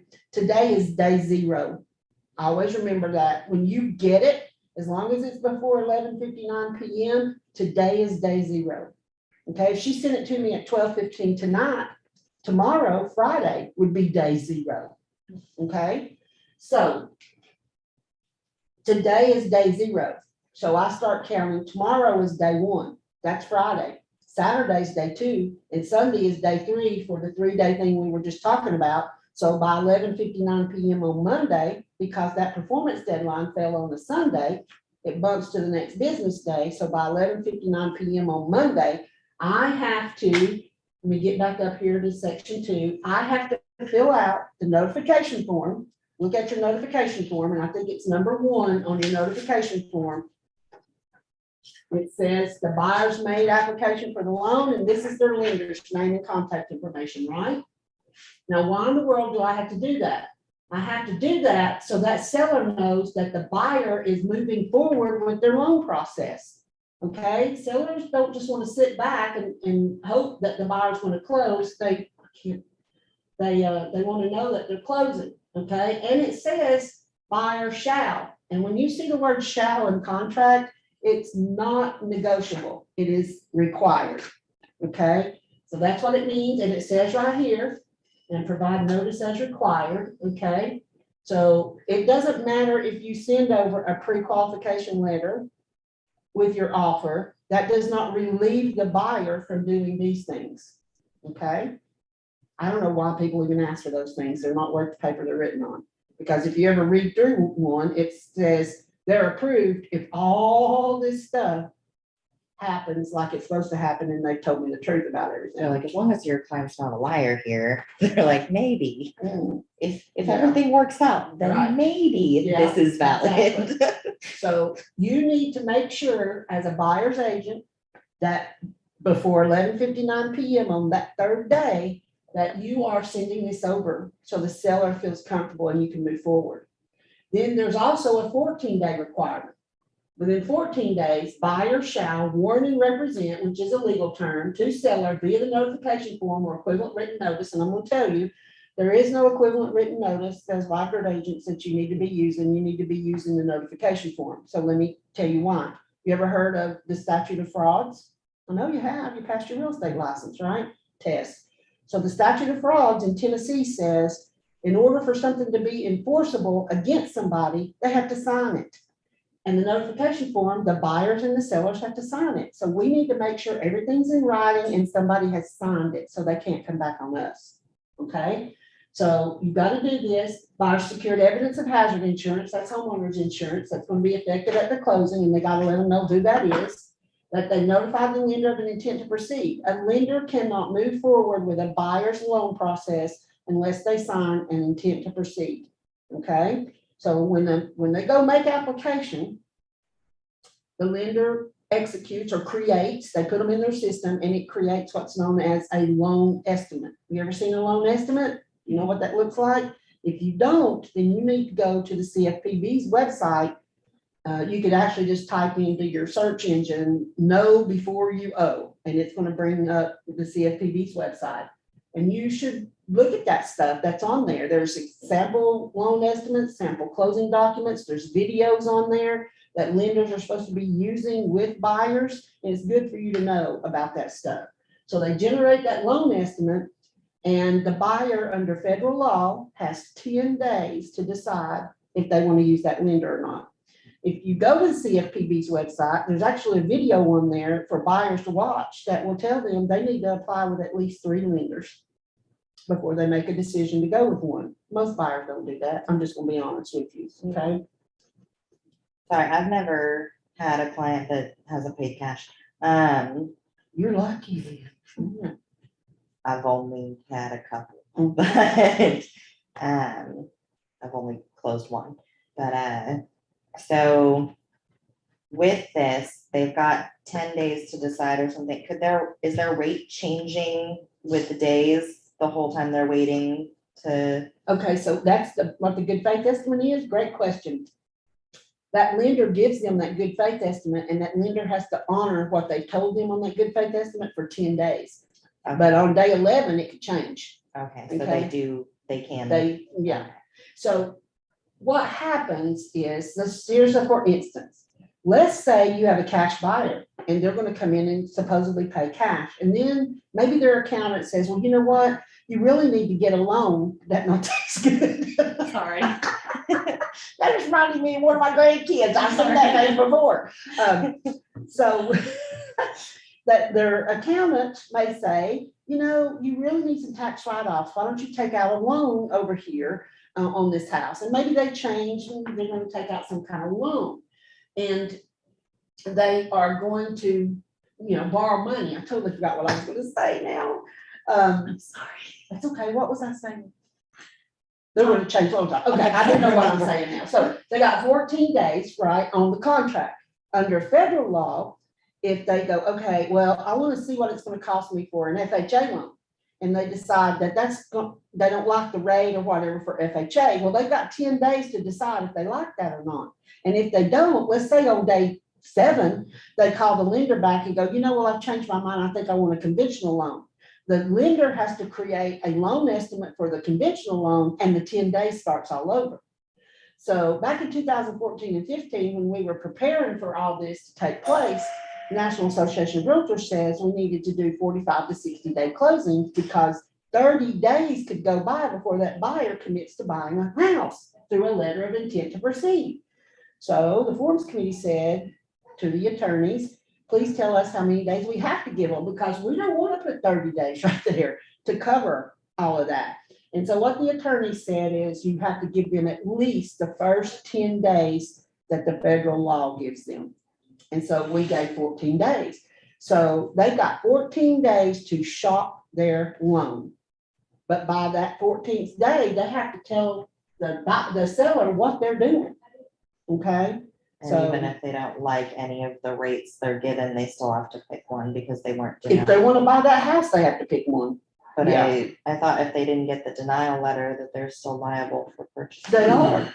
So see, they're in like a little catch-22 also. So they have to sign that letter, and then they have to request the appraisal be ordered and pay the appraisal fee.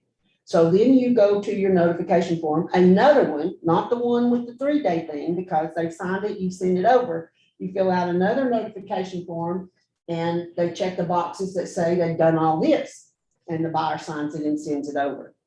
When I have an agent that comes to me and says, we've got a problem coming up with this transaction, and, my first question being in Chattanooga, is it Tennessee or Georgia? Then my second question is, okay, what's the problem? Well, there's a financing issue. Then I say, did you get the 3-day and the 14-day notifications? No, I didn't get that. You should have, because that would have gave you an indication that there was some kind of problem if you had made sure the buyer was jumping through the hoops they're supposed to be jumping through. Okay, Not always, but most of the time you can find out if there's a problem.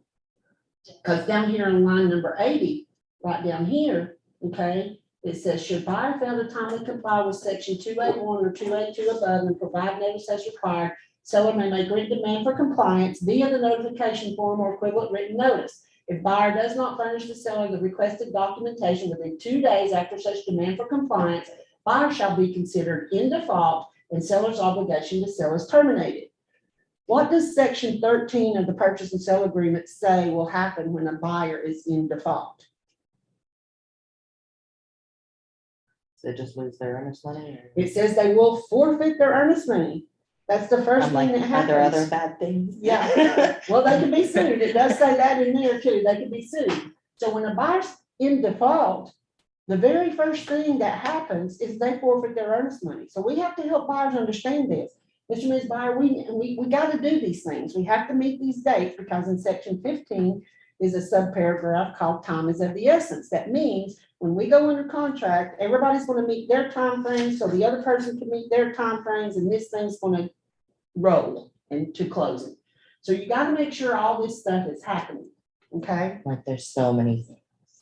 And that's, and that is a true statement. There is a lot of things. There is a form that Tennessee Realtors gives you that is a timeline checklist.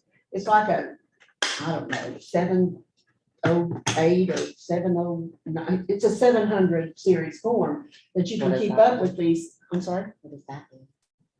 All the forms have numbers.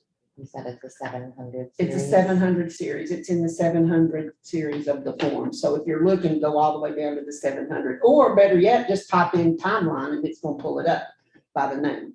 Also, where is that?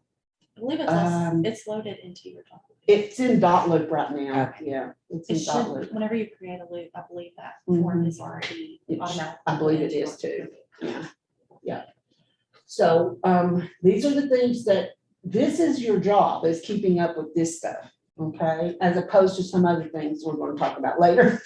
That is not your job, that you shouldn't be a part of, but, this is your job. And then it goes on to say here in the loan obligations paragraph, the buyer's gonna pursue qualification for an approval of the loan diligently. They have to continually and immediately provide requested documentation to the lender. Then we have number 5, which is a whole class by itself. But it says here, unless otherwise stated in this agreement, buyer represents that this loan is not contingent on the lease or sale of any other real property, and the same shall not be used as the basis for loan denial. So you have a note over here that says RF 623, buyer's first right of refusal. So that means you would need to use that form for this scenario. If they have another house to sell before they can buy the one they're offering on. You also have to go into the special stipulations and address this, because it says that that's not the situation unless it's otherwise stated in the agreement. So you're gonna have to go over the special stipulations and say something like line 76 and 77. This agreement is contingent on the seller lease of other real property. See RS 623, buyer's first right of refusal addendum. And that would point somebody to this other form. That form then gives the buyers X number of hours, whatever you put in the blank.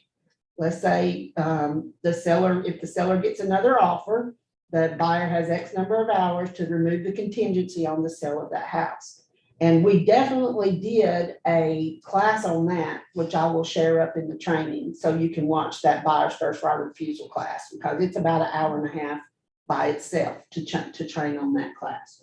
So that's why it's important that you take these classes over and over and see what's going on. So, questions on that section? So I see with number 6 that they should not Oh, intentionally yeah, I make didn't say a that, lot I'm of sorry. the changes and stuff. What about just the dumb people that go apply for a car and stuff like That's what that? that means. I'm like, can they try to prove that they did it on purpose, or does that just kind of let them Well, out of it? Or That's another conversation that you need to have with your buyers when you're filling out and you're going over all this. That's where you would go over that.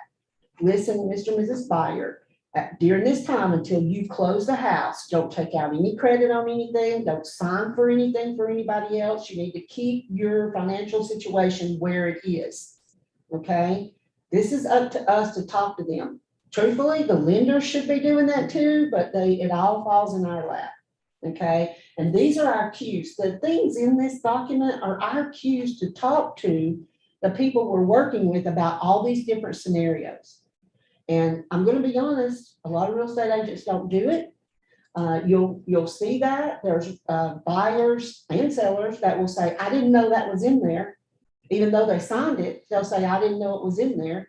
You can notice on the last page or next to the last page of this document at the wire fraud area, there's initials right there because that's exactly what some real estate agents were sued for. Even though the buyer's signature is the next thing underneath the wire fraud language, they said the real estate agent was negligent and didn't make them aware enough of the wire fraud scenario. So the forms committee, after that case, put initials right there. You should still use the wire fraud form, but that's why those initials are right there. So we can't have them initial every line. That would be ridiculous, but we've got to go over this with them. Okay, and that is definitely, they don't need to be going out and buying anything. They just don't need to be doing that. Financing contingency waived. This is basically for cash, okay? Or for a buyer who could walk into Southeast Bank and they would write him a letter that says, Susan Barnett, we're going to give Susan Barnett $725,000 to purchase the house at 123 Elm Street. There's no contingencies. There's no appraisal contingent. There's nothing. Okay, that's what a lender's commitment letter is. We're giving you this money, the end. That's what it is. And they can also use something from their bank that just says that they have the funds The to do funds, this because absolutely. they don't want to show them how much they have. Yeah, They- don't, it says bank statement. I'm gonna tell you right now, don't ever use a bank statement. Get the bank to write a letter that says they have sufficient funds, okay? Because bank statements have too much private information on there, so don't do that. Why do some agents not use any of that? I don't know. If you're on the seller side, you should make sure they do, because if that box at line 84 is checked or not, Juliet's got 2 offers on a property that she got, and both of them are saying they're paying cash, and neither one of them checked that box. So how do you know if you are or not, right? They put zeros in the financing, didn't fill anything out, but they wrote right there on 87, bank statement. So that made us think, okay, it's cash. But do we know for sure? So I had her write a counter offer to the one they wanted to counter offer and say, line 84, box is checked, this is an all cash offer. And on the counter offer, and yeah. And so we had to fix it in the counter offer, but make sure you have it there, because if you represent a seller, and let's say this box is checked and this is blank, it can't be blank because it says that the buyer is going to furnish proof of available funds to close in the following manner within 5 days after the binding agreement date. And if it's blank, that's saying they're not going to give me anything to prove it. And if you represent the seller, you should never let something like that go by. You have got to protect the seller's best interests and make sure that something is in that blank, which means you're going to have to counter offer and say, line 87, buyer will furnish proof of available funds to close in the following manner within 5 days after the binding agreement date. And I hope you see what I did right there. I repeated the verbiage that's on the form. I'm not making up my own stuff. I'm just repeating what's there and filling in the blank. Because if they don't do this within 5 days, okay, this is what you got to tell the seller. The buyer. You've got to have me something in 5 days, because if you don't, then the seller can do that demand for compliance, and then you're considered in default, and you could forfeit your earnest money. I don't like to use the word lose, because lose, everybody understands what that means, but I think forfeit puts a little more oomph to You're it, like, this is right? your You're fault. forfeiting this. Absolutely. It's your fault. Absolutely. Okay. You're like, nobody took it So- from you. Then if they are paying cash, or however, it's not a financial contingency, they have the right to actually make the agreement contingent on an appraisal, which means they would hire their own appraiser, because it's not a bank, okay, is not requiring that. And if they are going to do that, then they have to also let the seller know within 5 days from the binding agreement date on the notification form that the appraiser's name and contact information. So the seller is just not taken by surprise that, hey, I need to appraise your house. And, Joe Blow appraiser is calling him and he doesn't know. So you got to let them know what is going on. And then, of course, it's either contingent on an appraisal, but it's not. And you know, that's kind of out of our wheelhouse also. There is the whole appraisal gap issue that's going on. There was a new form created for that. The minimum appraisal form, I believe it's the RF 111 is the new appraisal gap form. But it either isn't, is option one, or it is option two. If there's financing, I want to say 99% of the time it is going to be contingent on an appraisal. I have had a few with financing that it's not contingent on the appraisal. That really kind of blew my mind. But if you check this box, then it is. And if the appraised value is equal to or exceeds the purchase price, the contingency is satisfied. You don't have to do anything. However, if the appraised value of the property does not equal or exceed the purchase price, buyer shall promptly notify the seller via the notification form. And then the buyer shall then have 3 days to do one of two things: waive the appraisal contingency, which means they're going to bring the extra cash to closing for the appraisal difference, or they can terminate the agreement. And this is back on you. You have to monitor this 3 days. So as soon as the lender lets you know, or the buyer lets you know, it's usually the lender, will tell you that the house that didn't appraise, that there's an appraisal gap, okay? And you need to send that notification form over right then. Again, if I get it today on 3/31, today's day 0, tomorrow's day 1, okay? That's how you count. Then there's 3 days that goes by.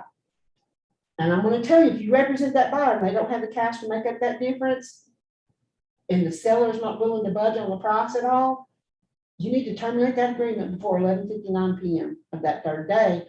Or it says thereafter, if they don't do that, thereafter failure to appraise shall not be used as the basis for loan denial or termination of the agreement. They're stuck. They're stuck.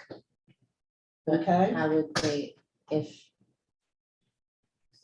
they can't get the money because it doesn't appraise and they didn't tell them, like, they still can't come up with the money. They If just you lose don't their earnest terminate, money. they're definitely going to forfeit their earnest money then. And always remember, a seller can sue a buyer in contract or tort or for specific performance of the agreement. Would that work out in their favor if they literally don't have the money or the? That's a judge thing. Right. We can't make those calls. We can't even give them advice about that. All we can say is the default paragraph says you will forfeit your earnest money and the seller has the right to sue you in contract or tort or for specific performance. Any further information you need, you're going to have to talk to an attorney. Please be very careful that you're not giving them any advice. I talked to Rossi, I don't know, when, a month ago, 2 months ago now, for about an hour and a half, because I just wanted to get some clarification over some situations that were going on. And she said that that's where real estate agents get themselves into the most trouble, is giving legal advice when they shouldn't. Any question they ask us, if we can't read it in black and white on the form, they need to call an attorney. If you can read it in black and white on the form that this is what's going to happen, you need to call an attorney. And that's a tough place to be, I'm going to be honest, because they look to you to give them guidance. But if you read on the last page of this in bold letters, it says this is a legal document. It creates obligations, and the broker nor their agents are qualified to give you any advice or on the advisability of anything in this document. So they're telling them we're stupid right on the back of the document. I'm just kidding. All right, then we get into closing expenses. I had this discussion, actually yesterday, I taught this class for the Northeast Tennessee Association of Realtors on Zoom, and there was a lender in the class. And I love it when there's other people in the class. And we started talking about this paragraph. And here's what I say every time I teach this paragraph. Please tell me what the name of paragraph 2D is. What's the name of that paragraph, that section? Buyer's expense. Well, the 2D is closing expenses, okay? And then we got subparagraph 2D1, 2D2, and 2D3. Seller expenses, so number 2 is buyer expenses and title expenses. You will not find the phrase closing and prepaids on this document anywhere. And the reason I bring this up is because it's already been through the court system and that wasn't why it went to court, okay? It was just brought up in a case, so the attorneys told us about it. The judge was looking for the definition of, or what was included in closing costs and prepaids, because that's what the agent had written on there, because every lender tells you to ask for X number of dollars of closing costs and prepaids, okay? And it's not there. It's just not there anywhere. And the seller expenses, we're writing up for the buyer, so we're really not concerned about that, so I'm gonna bump this up to the buyer expenses. Nowhere in here does it say closing costs and prepaids. It says prepaid interest, closing protection letter, but it isn't closing costs and prepaids. We've got to quit writing it like that. And the lender that was in that class yesterday said, you know, you're right. You're right, because that's what we all say. Do we all know what that means? Probably, okay? But could it mean something different to somebody who is breaking this down to everything that's going on in this document, that as a real estate licensee, I'm representing the person that's signing this? Absolutely. So we need to call it what it is. It's buyer expenses. It's title expenses. Okay, so that's what we need to call it. And right here under title expenses, you can't leave this blank. And you can't say seller to pay theirs and the buyer to pay theirs, or seller to pay the customary charges and the buyer to pay customary charges. That doesn't work, because those three items, there's all kinds of stuff around them. First of all, when the forms committee separated this, and the reason it's separated is we couldn't get conformity across the state. That's why it's separated, okay? So when they put committees together at the state level, they'll choose so many people from the east side, so many people from the middle, and so many people from the west. So we can all get together and talk about how business is done. You would think it would be done exactly the same everywhere, but it's not, okay? There are some nuances to it. So they separated us, and we all went out and we were told to call a minimum of 3 title companies in the area we were to find out who pays for the cost of title search, the mortgage use policy, and the owner's policy. And it was different all across the state. So that's the reason those things were pulled out separate, okay? So the cost of the title search, some title companies charge it to the seller, some title companies charge it to the buyer, some title companies split it between the buyer and the seller. Now, the mortgage use policy, honest to goodness, was almost everywhere the buyer's expense, except a couple of places, so we had to put it there. And then the owner's policy, an owner's title policy is always optional. The buyer does not have to, they are not required to buy an owner's title policy, okay? Now, if they ever ask you, Susan, do you think I should buy one? Yes, I do. I think you do. Because you don't want to ever tell them not to buy one, because if something is wrong with the title after they close, hello, that's your fault. They didn't get a title policy, right? But it's not required. It is optional. And then when you're talking about an owner's policy, is it an enhanced policy or a regular policy? And if you don't know the difference, then you need to take some title folks to lunch, okay? And let them explain to you all about this stuff. So you've got to address on line 142, who's going to pay those 3 things. By the seller shall be paid as follows: by the seller, by the buyer. Seller shall pay cost of title search, buyer shall pay mortgage use policy, buyer has the option to purchase an owner's policy. You can put split 50-50 in there as well, correct? You could put the seller shall pay half of the cost of all the title expenses. That then would be, the seller's going to pay 50% of it, and then the buyer is going to pay the remaining 50%. Why do people fight over little things like that as well? I've noticed that, you know, it's like a $600 cost or something, and people will, you know, basically let a whole deal fall apart if they don't get what they want, and tiny things like that. I cannot answer that question for you, because that is the question of the hour, for sure. Why do they fight over anything? Why do they fight over curtains?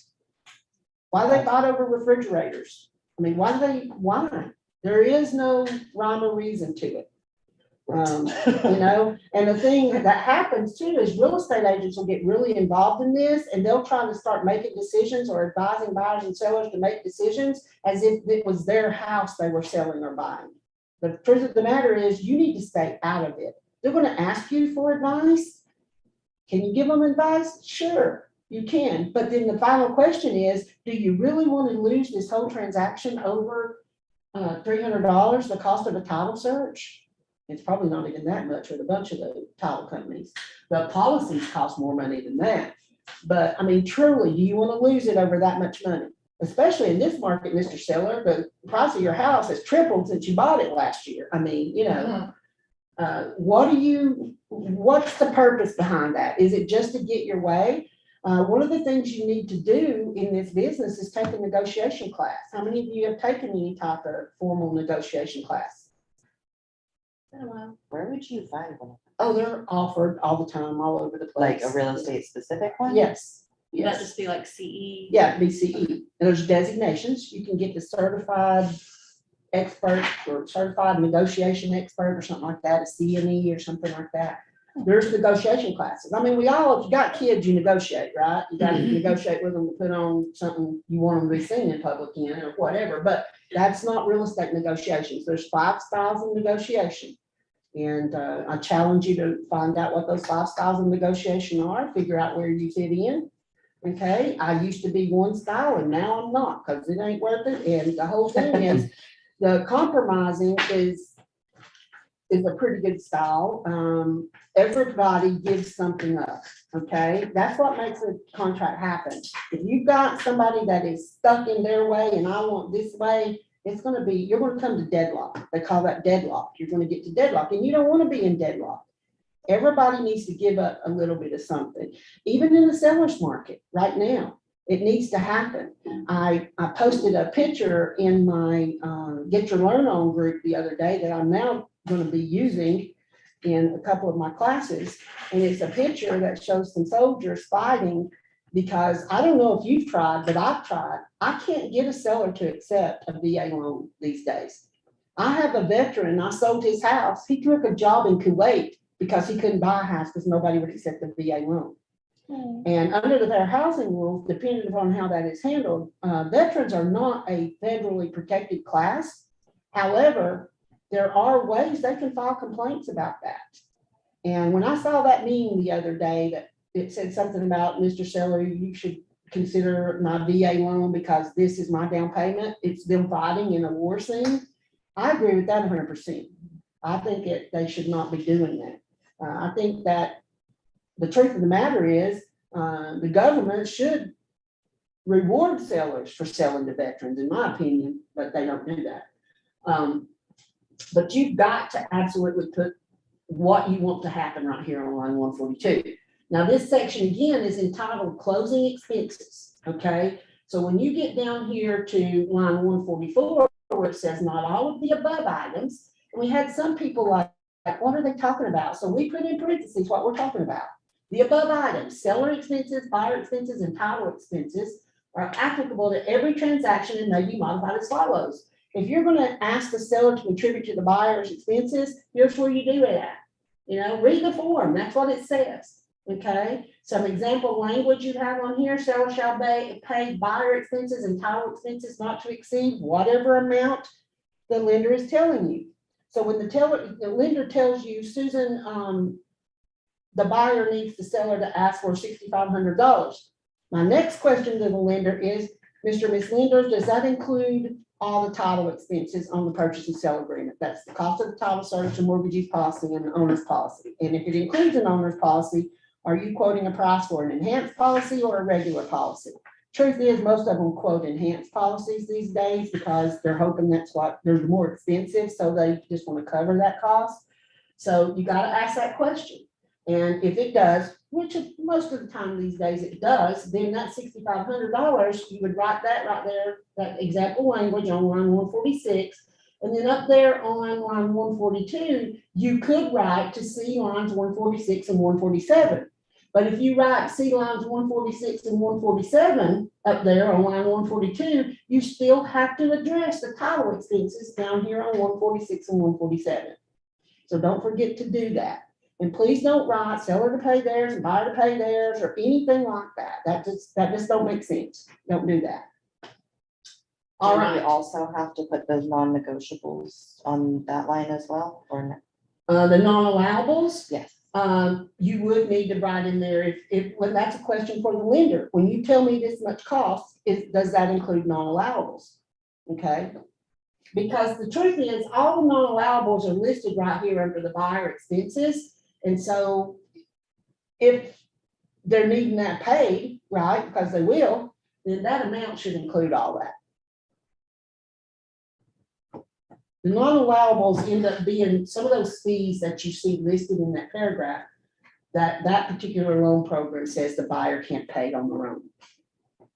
Because they're listed there.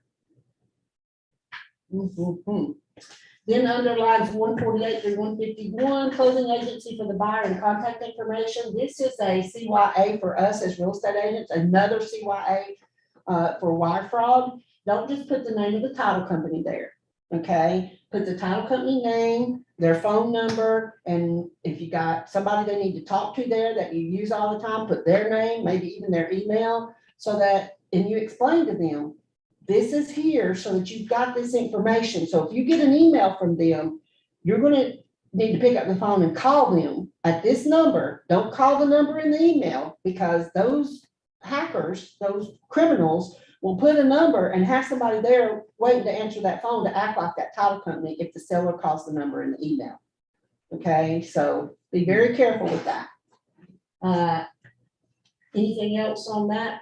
You got questions on? So you're always supposed to know the closing agency for the seller before you put in an offer? Well, here's what I do, and it don't make it right or wrong. I'm just gonna tell you what I do. If the listing agent has not put into the MLS where the seller wants to close, I put the one that the buyer's gonna use in both blanks. They can always come.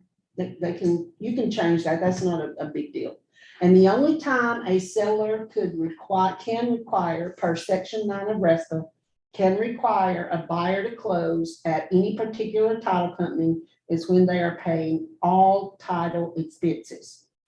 Not just the insurance policy, all title expenses. That's the only time that can happen. That is my biggest grievance in this market right now. I get so upset with these agents who want to choose their own title agencies. And they won't accept your offer if you don't. Ugh, don't get me started. Yeah, don't get me started either, because there's one up here that the wife owns the title company and they don't disclose that up front. They're not And they're technically supposed allowed to do all this, right? Well, they shouldn't be, but somebody's supposed to file a Yeah. complaint, right? Right, I'm like, I'm like, they're not. But your buyer technically. wants that house. Yeah. exactly. Your buyer wants that house, so what do? And a lot of title companies won't do a split Mhm, close They won't because they don't get paid. as much. So if you're in Middle Tennessee or West Tennessee, where does it say? It's on down, it talks about simultaneous issue, but if they buy a $1,300 mortgagee policy, then the owner can get an owner's policy for $50 or $75. They have what they call simultaneous issue credits, okay? And what happens is in Middle Tennessee and West Tennessee, the two title companies split the cost. Well, they won't do that here. They just won't do it here. So it costs buyers and sellers more money to close. And I don't think that's right. Okay, it's 11 o'clock. Y'all need a break? Need to stand up or we going on? It's your choice. Did y'all decide what you want to eat? Anybody got any? I don't even know what the options are. I'm like, Whatever. you tell me where we're getting. Yeah. What sounds good to you? I don't know. If you're gonna ask me, we can do Chick-fil-A because it's easy. Chick-fil-A good for everybody? Fine. All right. So just, if you don't care, write down what you order. And we'll get it picked up. So while you're doing I've that, only been there once. I'll give you, let's take five. What? You don't know what's at Chick-fil-A? That's I know they just sell been there chicken. I'm once. like, Oh, really? Oh my gosh, wow. do they sell Not grilled us. chicken sandwiches? Do they Do sell they what? sell grilled chicken? Yes, they sandwiches? do, and they're really good. I'm like Yes. grilled chicken sandwich and fries. Yeah, there you go. They have waffle fries. Yes. they have Sounds waffle good. fries. Amber, you're missing it. Amber, so sorry. She's Oh, gonna eat yeah. some soup, I'm 'cause like- her throat is sore, she's gonna eat soup. Go ahead and pass it to her. Yeah, Good. that's what I'll be. All righty. Now I gotta Oh, think about you're what I gonna want. go chicken sandwich too. Yeah, I love the grilled chicken sandwich. Yeah, we go through, if we're traveling and we go through a Chick-fil-A, we always get our dog the grilled chicken nuggets. She gets her own order of grilled chicken nuggets. That's good. My husband has burnt me out on Chick-fil-A. Oh, yeah. It's just so easy, I mean, just, It is. I'm burnt out on Zaxby's. We're burnt out on Zaxby's because it's right there on Dalton Pike, close, and we order Zaxby's all Like, the who time. wants it next? The easiest thing to do is just order that family meal, that 20-piece thing. She's not thinking, I family, think. It's got fries and the bread and chicken, and they're fine with that, and we just order that. At Zaxby's? Yeah, Let's exactly. try that. That's what I have been sending over to the real estate school. Like, I've never Oh, been to is it? this. Yeah, because it's about, if they only have like 4 or 5 students, I just get one, which is $30-something. And then if they have more, I'll get another one. That's always fun. How's it going? Well, I'm not getting anything from the real estate school. And the teacher over there told me that everybody's coming to school already knowing where they're going. And she's not getting a whole lot of folks. She's only having 4 or 5 students for each one. Grilled chicken sandwich fries. Mhm. Grilled chicken, cob, no tomatoes, what dressing? Just what it comes in. Okay, I believe it's avocado. What drink for yours? Yours is again. Sweet. Do you have water here? Mhm. Yeah. Susan, how you want that? I want a number 1 with a Coke and barbecue sauce. Sauce, fish is right there. That's my go-to. Is it? Yeah, when I'm sitting down, I even have that delivered at the office. If I'm not gonna get out and go eat somewhere, I just order it and they deliver it. I have DoorDash and there's no fee for delivery and all that stuff. Really? Mhm. If you buy like their annual plan, No, I'm good. what time do you have to go? I have an appointment at 12, so Yeah. I'm sorry. I'll go get this out. all good. What time do you think? You can go anytime you want to because it's just sandwiches. We'll Yeah, just by the sit time around you get here. back, because Yeah. it's supposed to be over at 1. Mhm. If you want to grab my purse, I'll give you the card. I'm gonna ask her what she wants to drink. So earnest money, the earnest money paragraph is basically, the earnest money paragraph is basically the way the law and the rules are, okay? Coke. We used to have in here that the earnest money had to be deposited within so many days, because that's what the rules in the law say. It doesn't say that anymore. It says it needs to be deposited promptly. That's what it says. So we took the whole deposit of earnest money out of here. There's nothing in this contract form that says you gotta prove that anything was deposited or anything, but everybody wants that. Okay, so your office administrator should have something that you give to people that says, hey, we've deposited the earnest money. But what it says is that they paid it or will pay it within so many days. Try not to go over 5 days because they have a lot of time to have buyer's remorse and not send any earnest money in. The best practice is to collect it when you write the offer.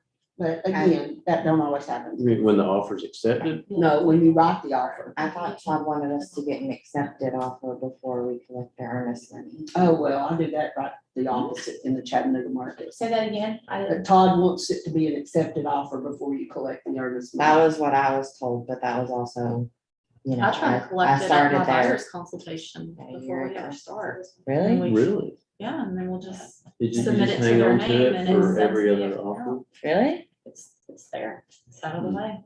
I can't tell you how many times real estate agents have had to bring their earnest money out of their bank accounts to make a seller whole because the buyer just walked off, especially the Chattanooga market. In the Chattanooga market, we gotta get it. Now, if they're coming from out of town, we gotta let everybody know up front. If we put more than 5 days in that blank in the Chattanooga market, they'll counter offer us down there. So your market has a lot to do with that too. Okay, so that's why it says has paid or will pay. But you got a choice, okay, of what happens. What do you think? If they've already paid, what should we put in there? Would we type already paid? Like you're- 3 to 5 You're days? on your 17th offer and they hadn't been able to buy a house yet and you got the same earnest money? That's Has paid within 1 day. Yeah, I would put a 1 in there. One, okay. Yeah, I mean, I don't have to put in there just and let them know, we already have this, we've been holding it for the last 6 months because we wrote 27 offers, they don't have to know that. They know they have. I didn't know if paid you would it. go ahead with. the If 3 they to 5 have days. paid it already, if you've got it, I've even put 0 in that blank before. And that kind of tells the other agent, I already have it. But if, well, I guess, yeah, the dollar amount below says that that's not just we're not doing it, that's, yeah, never mind. Yeah, and so the rules say that we have to have the name of the holder and the address of the holder in the contract, so we've got that there. I know there's a lot of companies out there these days that are wanting title companies to hold earnest money. I'm gonna tell you that there is a form, I believe it is the RF 482, that you need to make sure it's filled out if a title company is holding that money. Because a title company is not bound by the same rules of the real estate commission as we are. It is called an escrow agreement, and the buyer and the seller and the title company sign showing the title company is holding it and that the title company is going to disperse it per contract. Okay, so there are a lot of companies, if it hasn't got to you yet, I mean, it's all over Chattanooga. I mean, EXP is one of them. EXP does not hold any earnest money. If you are going to sell a house that's listed by EXP, put our office in here. Weicker will hold earnest money, okay? So always put Weicker there. Always put Weicker. If it says in the MLS, such and such title company to hold the earnest money, okay, that's good. Thanks for telling me that. Then I'm gonna put Weicker right here. I'm writing the offer. I'm putting Weicker right here. Always put Weicker. I know most of the Cryolite ones say in the MLS that they're gonna Oh hold the dear earnest money. Lord, that was supposed to be taken out 10 years ago. And for some reason, this crazy Cleveland office and probably that backwards Athens office is still putting it in their listings. I still Harold put Cross and us. take that out 10 years ago. I always put us in there. Okay. Always put us in there. I mean, if you work for Remax, I tell you to always put Remax in there. I mean, I just wanna double check that they're not like leaning against offers that. if do you that read and what stuff. Cryolite says, it says that the sellers authorize Cryolite to hold the earnest money. That's what it says. Well, guess what? The listing agreement says that the seller authorizes us to hold earnest money. It says that in the listing agreement. It's not saying Cryolite has to hold the earnest money. It says the seller's authorizing us. And You're like, you yay, can, that don't mean you will. wonderful. That's why there's a blank there. It's negotiable. Now, again, this document doesn't say I have to let anybody know it's been deposited, but if they ask, just be nice and do it, okay? So then right here, what you have to notify people of is the fact that you didn't get it, or the fact that you got it and you got a check and it bounced. That's what you have to notify people of. Oh, that would be Okay. bad. So right here, the holder, which if we're in the blank, it would be us, shall probably notify everybody that the earnest money was no good. Okay, you gotta call the buyer, you gotta tell the seller, and you gotta do it on the notification form, okay, when you send it over to the seller, because then the buyer's got 1 day to deliver earnest money or trust money and immediately available funds to holder. Now, that 1 day is a moving target, remember, how do you count days? 0. Yeah, 0, 1, okay, but what if 1 falls on Saturday? And it's next Monday. It's Monday. Monday, there you go. Unless Monday is one of those listed holidays.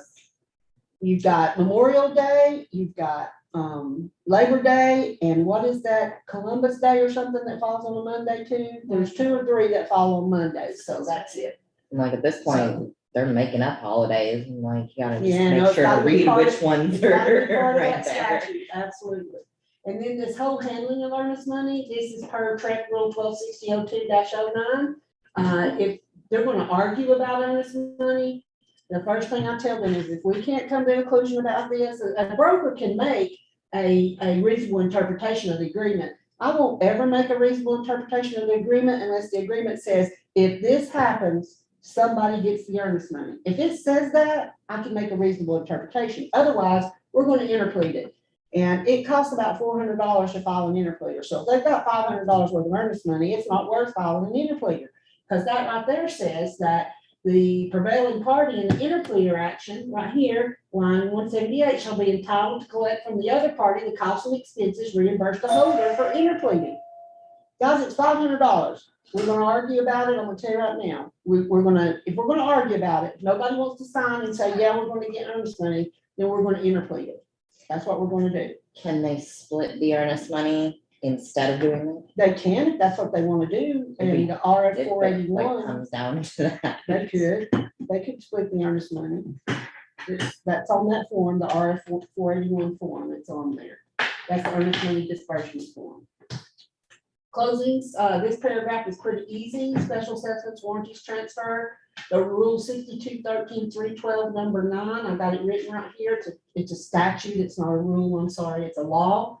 Says that as real estate licensees, we cannot use forms that do not specify specific expiration dates, okay? There's a few expiration dates. Remember in the paragraph where we were counting days and it listed the closing date, the day of possession, the repair, the completion of repair deadline, and the time limit of the offer. Those are the expiration dates, if you will, that will terminate a contract. Okay, so those are all included in that.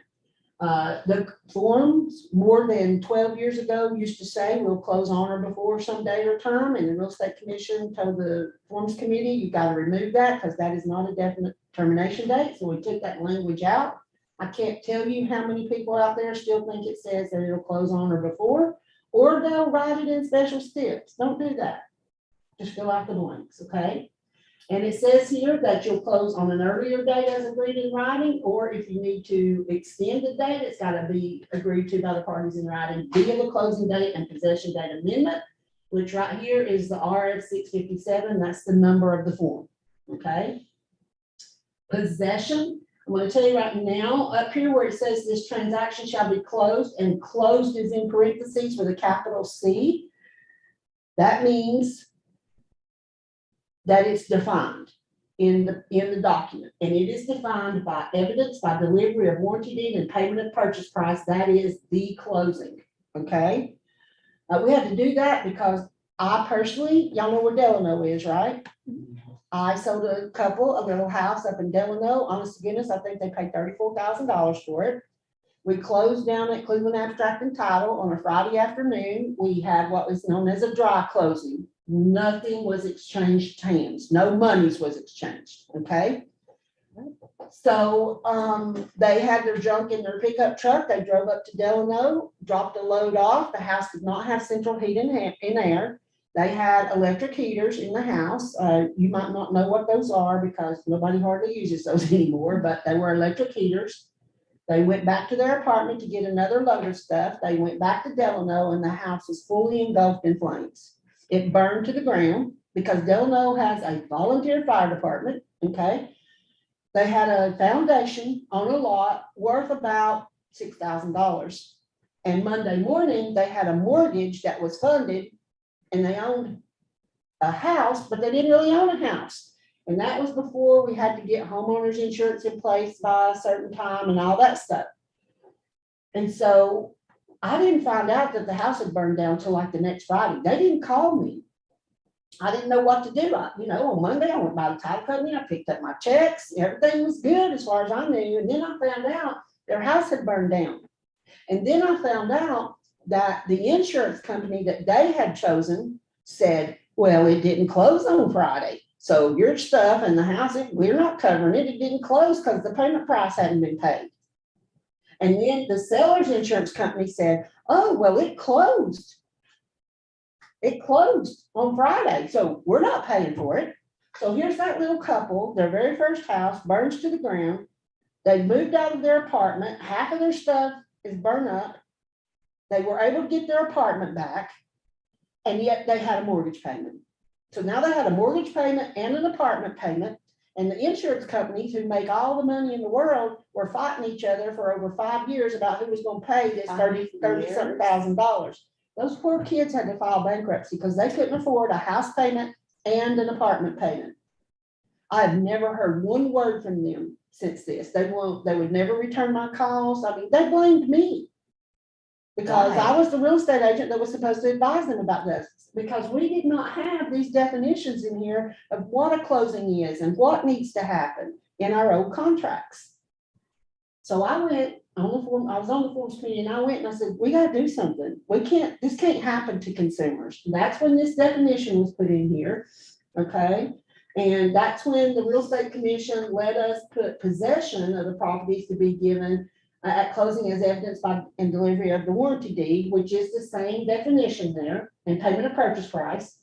We used to have, we used to have that statement and then dates and times or part of the temporary occupancy agreement. We had several things in that paragraph, but then we took all that out and it just is what it is now. So if you go to a closing and you don't leave with a check that you're bringing back to your office so you can process commission, you've not had a closing. And nobody can take possession of the house.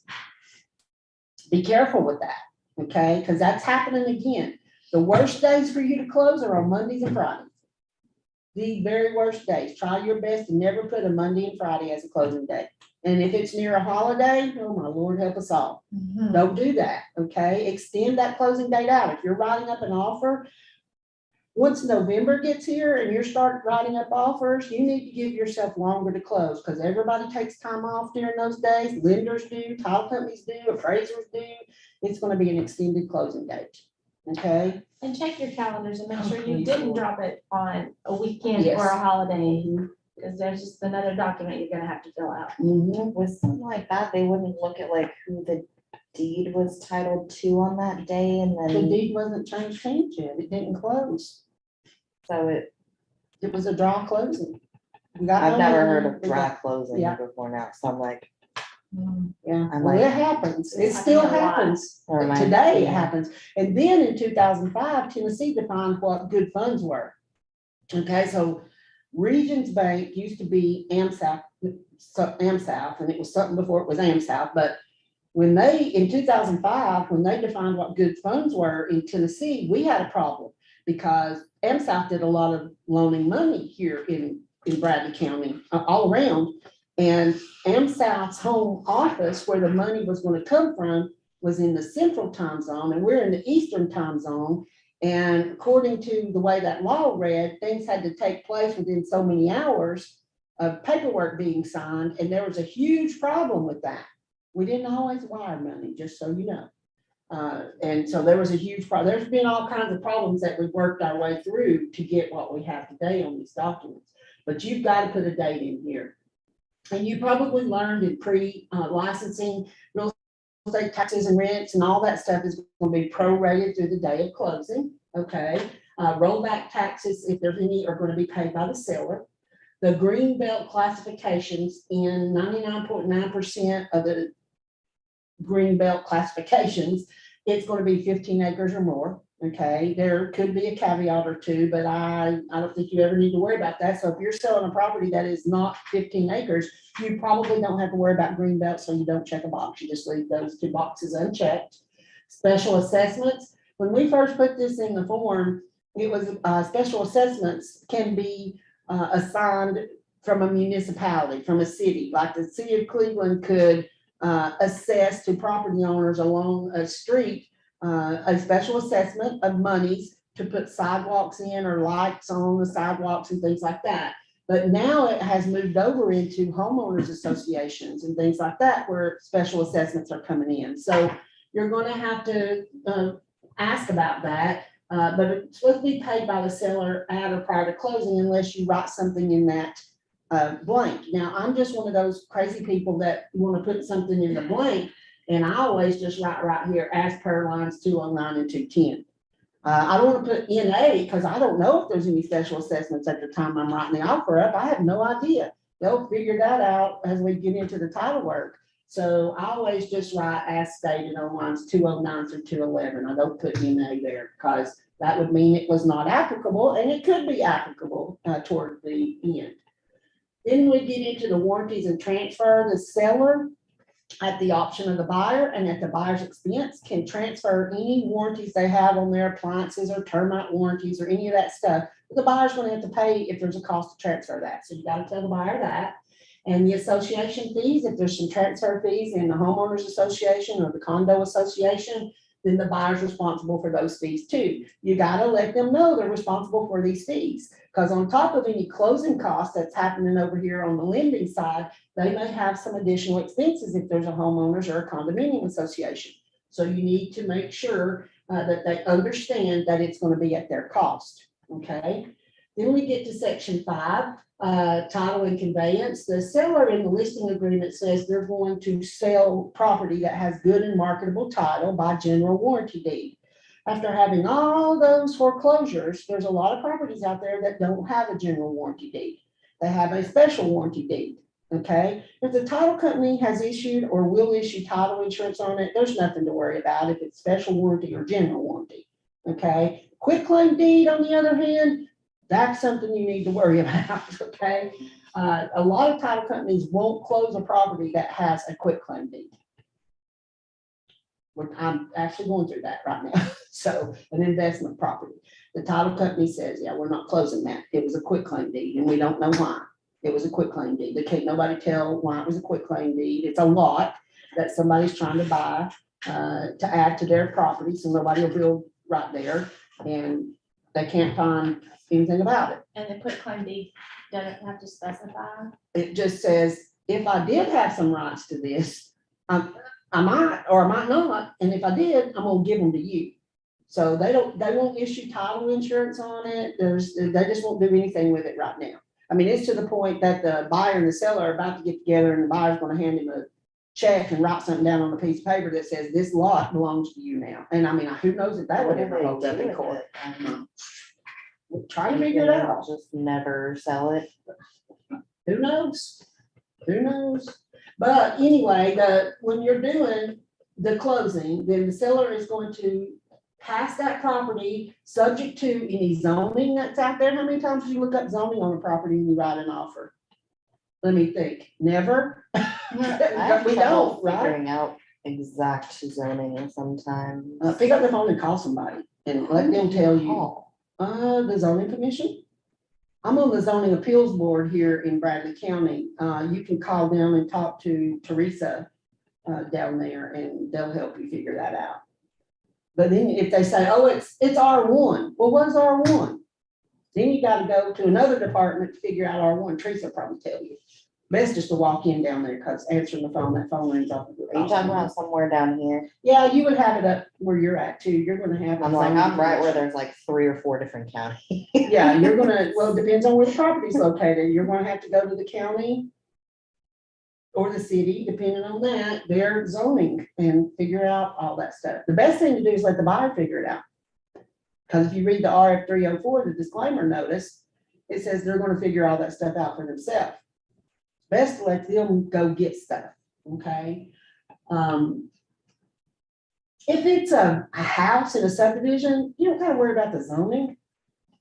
Because it's zoned for a house. We were looking at properties that could be turned into mobile home parks. Oh, now that's important. Yes. Yeah, so you're gonna have to pull deeds, you're gonna have to pull all that stuff. I'm and like, look. Yeah. that's where I'm like, It's not just zoning, when you have vacant land like that, you're gonna have to pull the deeds to see if there's any deed restrictions. And when we're talking Meigs County, McMinn so where County, do you find Ray the deed County. restrictions? If it says in the MLS no, do you just not trust them and go figure it out? I don't ever trust the MLS. The MLS says all information is deemed reliable but guaranteed. And as soon as I stop checking things out, something happens. Where do you go down to the deed office and they'll know? You get a copy of the deed. Get it from a title company or go down and get a copy. They used to call, Raymond Swafford used to charge us a dime to make a copy of a deed. And we'd have to go find it in the deed book. If he liked you, he would do it for you. Downtown Cleveland. So, yeah, you gotta go get all that stuff. Setback requirements, general utility, sewer, and drainage easements, a record on the binding agreement date upon the, which the improvements do not encroach. What's an encroachment? Non-approved. Basically doing something on their land that you shouldn't be doing. Basically, you're right. So, I'm like, how do I describe we that? don't know that stuff anymore. So the mortgage folks used to require there to be what's called a mortgage survey done. And basically, a surveyor will go out there and look for the pins to make sure he can still find the pins, because, you know, when they plat out a subdivision, all that stuff is done. And they would give you a drawing. It costs to buy about $150. And I can't tell you how many encroachments we found, but the leaders quit doing that. So there is nothing that will tell you an encroachment is there without a survey. A survey is the best way to find that out. Subdivision or condominium declarations, covenants, restrictions, and easement of record on the binding agreement date. And you see I've got up there, it says see section 10, see section 10, see section 10. Because all of these things are listed in section 10 as buyer's additional due diligence. So the buyer is the one who needs to be getting this information. And they don't have time to do that in the market we're in today, because they've got, 4 hours to get an offer put in, right? So there we are. And it goes on to say that if during this title examination, there's a material defect that's found, the buyer's got 2 choices. They can accept the property as it is, with the defects and all, or they can require the seller to remedy the defect prior to closing. And if they can't be remedied, then the agreement shall terminate and buyer shall be entitled to a refund of earnest money trust money. Okay, so that happens sometimes. An IRS lien on a property that can't be cleared by closing, it usually takes about 6 months to clear an IRS lien.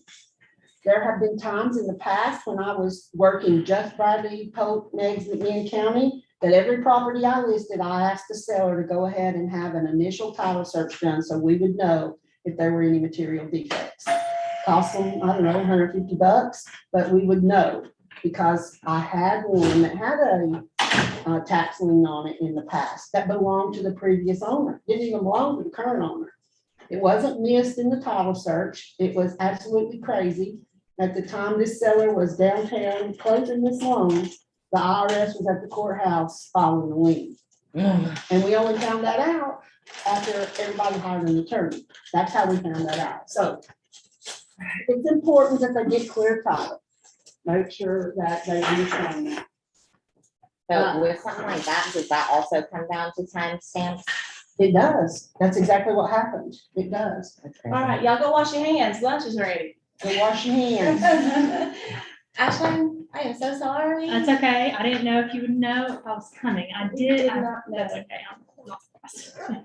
Well, it's because I told Linda, but I told her I'd be late because I had a closing this morning. Oh. So I was actually later than I thought, but that's okay. So sorry. No problem at all. Want to run and get you something? I probably will. Yeah, I'll go probably run. run out and grab some. Okay. That would be fine. I kind of didn't think that y'all would know. We didn't. I'm so Every sorry. 5 seconds I feel like I have to go to the bathroom, but then I try to go. It doesn't work. Baby's just sitting on my lap. Oh, I remember that. I'm like, I don't have to go. I just feel like I have to go. Well, I'm old. I'm about to be 62, so I'm old. There's no more babies coming. Yes. And I'm gonna leave my stuff here. apples. Chick-fil-A is straight up the road back Yes. there. That's where I'll go. That sounds good. It's straight up the road. It's close and easy. Draw. Thank The Lord you. blesses it. Thank you. Now, where is she at? Okay. I don't know.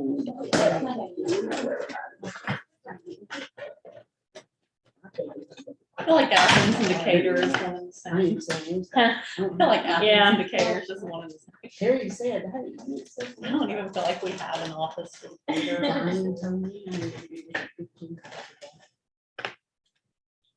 That's hard to do. It is hard to do, especially with everything else. Absolutely, yeah.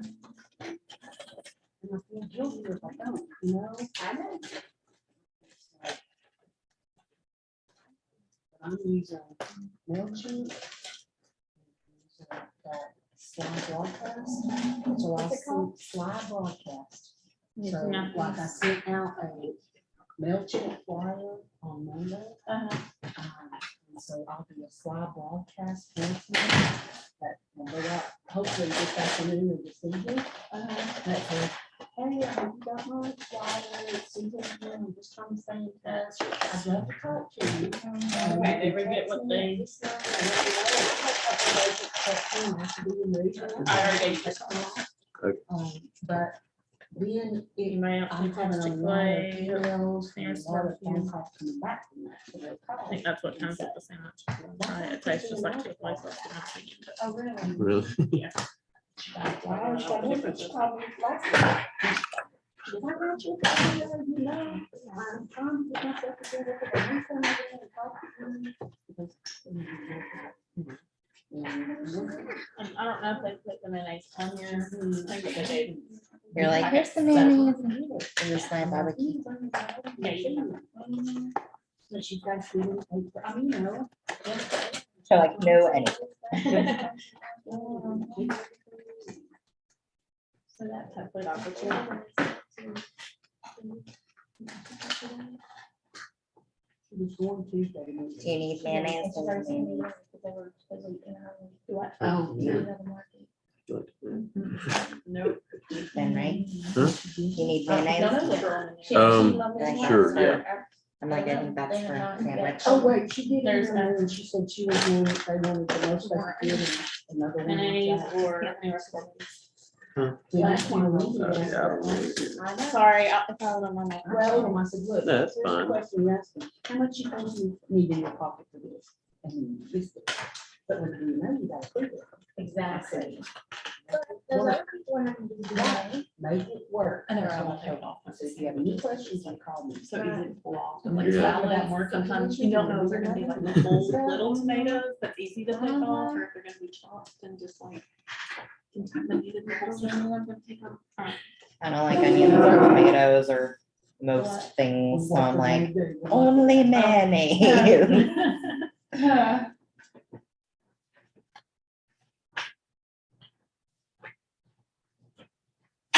I bit the side of my mouth yesterday. That hurts Oh about. my goodness, it bled down the side of my, that's how bad I bit it. It scared me. And I thought, man, do I need to go get a stitch in this thing or what?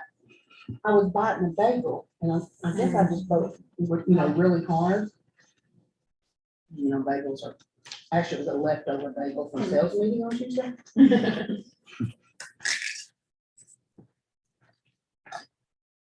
Spilled it all out trying to.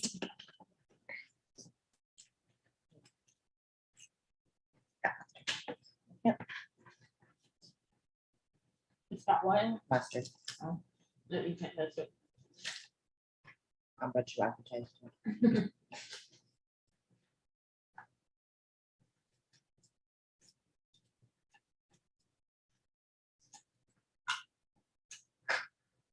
No, I gotta leave out here at straight up and down 1 o'clock. I gotta get these bandages on my legs changed and then I told Tina, I'm coming back in here to do my safety class for the business booster. I'm coming back in here to do that. Cause I don't have time to get from the doctor's office over by, what is that? Texas Roadhouse or Logan, no, it's not Logan's, that other one up there by Holiday, where Erlanger is. I gotta go up there. Yeah, Longhorn, I gotta go up by there, to have my legs redone. Okay. Mhm.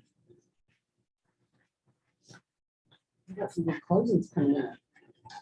Stephanie's got $5.99, wow, Tina's got a big 481 too. So that fast.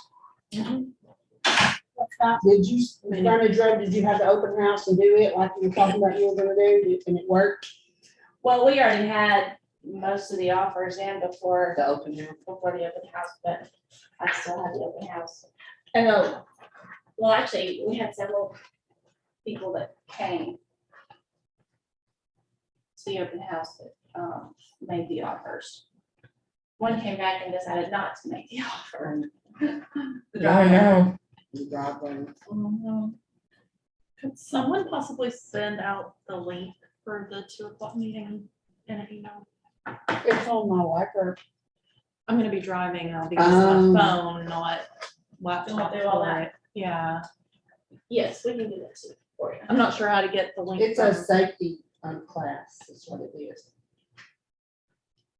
Would there be a way to get all those links to my, like, Sherry Should be able does, to copy and paste it, like to go on your laptop and just copy and paste it to your notes or something in your phone. okay, I would think you could do that. okay. I've been, Do you have it that? never fails. I'm never like stationary whenever. Yeah. Stationary. I don't know What what does that that mean? means. Even though I'm at the office, I'm never stationary. I'm up and down and all My over. phone likes to glitch when I'm How much moving they charge and it? watching the Charge it. blue jeans. I think it was about $1,000. Oh, honey, me and Hunter, we moved everything. You should see it. I mean, we've moved everything. We're like this now. And then I was sitting there yesterday, I had a sign on the door after lunch. My class started at 1 o'clock and Hunter took yesterday off. And I put a sign on the door at, 2 minutes to 1 o'clock that said the office is closed for training this afternoon. So I was sitting at Hunter's desk at the front. And these two guys came up and had a key and came in and went down and back around the hallway. When we took a break, I went around there to find them because I didn't know who they were. They were working in the server room. And I emailed Todd and said, this isn't gonna work. I don't know who these people are. They have access in here. What happens if an agent brings earnest money or anything and lays it down? Right. Or if we have commission checks, we got these TVs and this computer equipment, and I don't know who has keys. I don't know if they're securing the office. And Todd emailed me back and said, great, another something for me to talk to him about. Goodness gracious. Mhm. That's what I'm gonna go run over and pick up Sherry's. Okay. Can you text me your chapter code? Yes. So you're in a new office in Chattanooga? Well, it's kind of- We may be getting a new office too after all this. I don't know. Wow. But yeah, I'm the broker down there. I live in Cleveland. You may know. How much is, like, how far of a drive is that for you? Depends on the traffic between here and there, because getting on exit 20 and heading is the big deal. Yeah. And then getting over White Oak is the big deal, and then East Brainerd? getting through East Brainerd is the big deal. And traffic's moving good. I can be down there in 20 minutes or so. I mean, honest to goodness, by the time I drive from my house down off Dalton Pike to the mall, it's the same up here to do any shopping on call. That's the same time as if I were to drive to Hamilton Place. Yeah. So, I feel like Cleveland is exceeding its capacity. you know, when I was a little girl, it was long distance to call Chattanooga. Believe it or Really? not. Yeah. It was long distance to call Athens. And of course, I would have a landline, but What's that? landlines, oh, yeah. Oh, yeah, I know. She's like, what? Sorry, I couldn't read so. Mhm. Talking to the baby boomer over here. We have a 19-year-old grandson. I'm old. But I enjoy it. I enjoy being old, except I can't do what I used to do. I'm gonna finish the sandwich and I'm gonna start talking to you. I'm tired. The food's putting me to sleep. Mhm.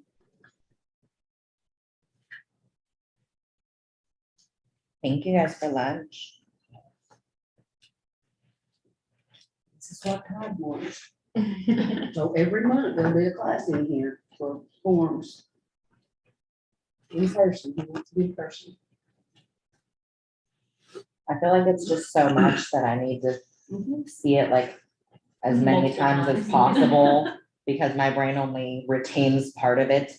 Well, It's true. I did this when I first started, but it relates so Mhm. much better once you've been doing it a little, like, Yeah, once you actually have to fill out a form, it's yeah. like, what does this mean?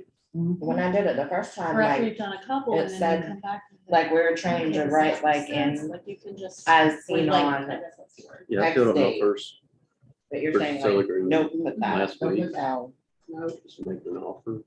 I feel like we're Didn't all get learning accepted. more and it's changing because But- we know more about Let's what say about 1 out of to do and not to do now too.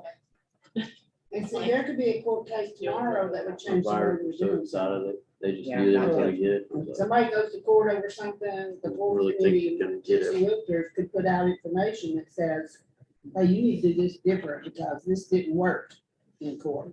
You're like, we've got a new precedent here. That happens all the time.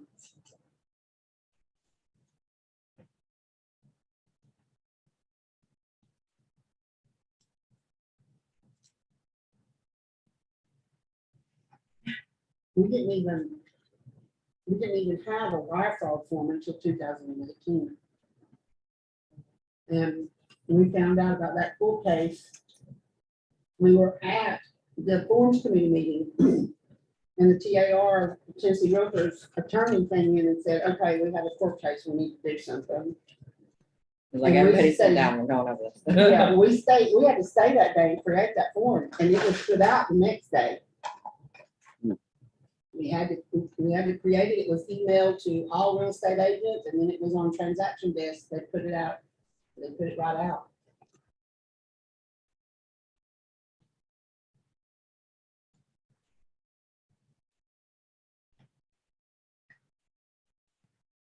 I got one sent to my work email the other day saying, like, it was a scam, but it was saying like my Norton software for my computer was, like, the new payment was gonna come out at, you know, midnight, whatever, like a $500 amount.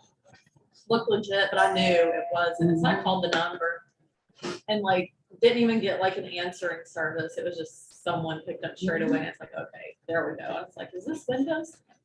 Yes, ma'am, this is it. That's what they do. Sure it is. Like, I just said Windows to, you know, Right, be something different to see if they would take it, because the email said Norton. So, and that's what happened, the case that made us do the wire fraud form and stuff, the buyers lost $300,000 in That's wire crazy. fraud.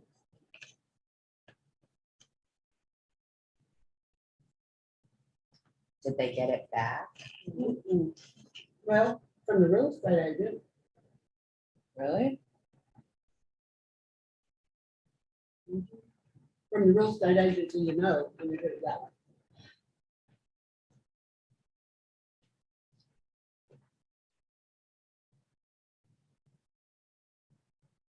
How did they prove it was their fault then?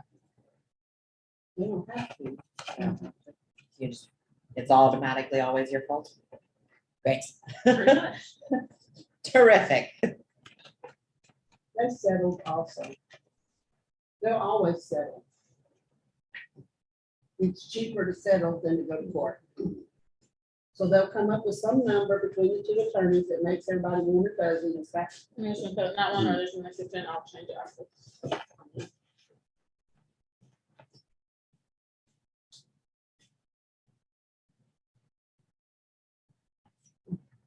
The biggest one that I know about is the $1.7 million one in Knoxville. Over home inspection.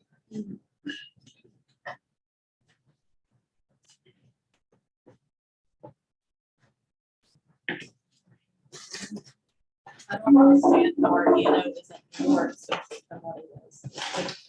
There's so many people use it. You know, they, Right, but I'm just like, why is you it? hear these, you know, large amounts, it's like, wow, how is it not higher than what we're already paying? They don't, you know, You feel like you're getting a bargain. they have a $2 million E&O policy for their agents. They just worked out a deal because they have so many real estate agents. Agents pay like $25 a month for it, but it's $2 million. If you've got basic RICE E&O, if you don't add any endorsements to it, you have $100,000 worth of coverage with an aggregate total of $300,000. So you look on that board right there, there's some $100,000 deals. But let's say Tina's frontage road, $480,000, if that went to court and this, those buyers wanted more than, or wanted $480,000, and she only has $100,000 for each case, they would try to settle it for not over 100,000, the deductible's 1,000, so if they can't settle it for the 100,000, and it's more than 300,000, that's her aggregate total for all her cases, then she would have to pay the $1,000 deductible, and if they wanted 480, she would have to pay $181,000 because she don't have enough to cover it. And most agents just go in there and buy the minimum that they have. And it may not work. If the median sales price or the average sales price in your market area is more than $100,000, you might want to upgrade your insurance. Something to think about. How do we know what we have?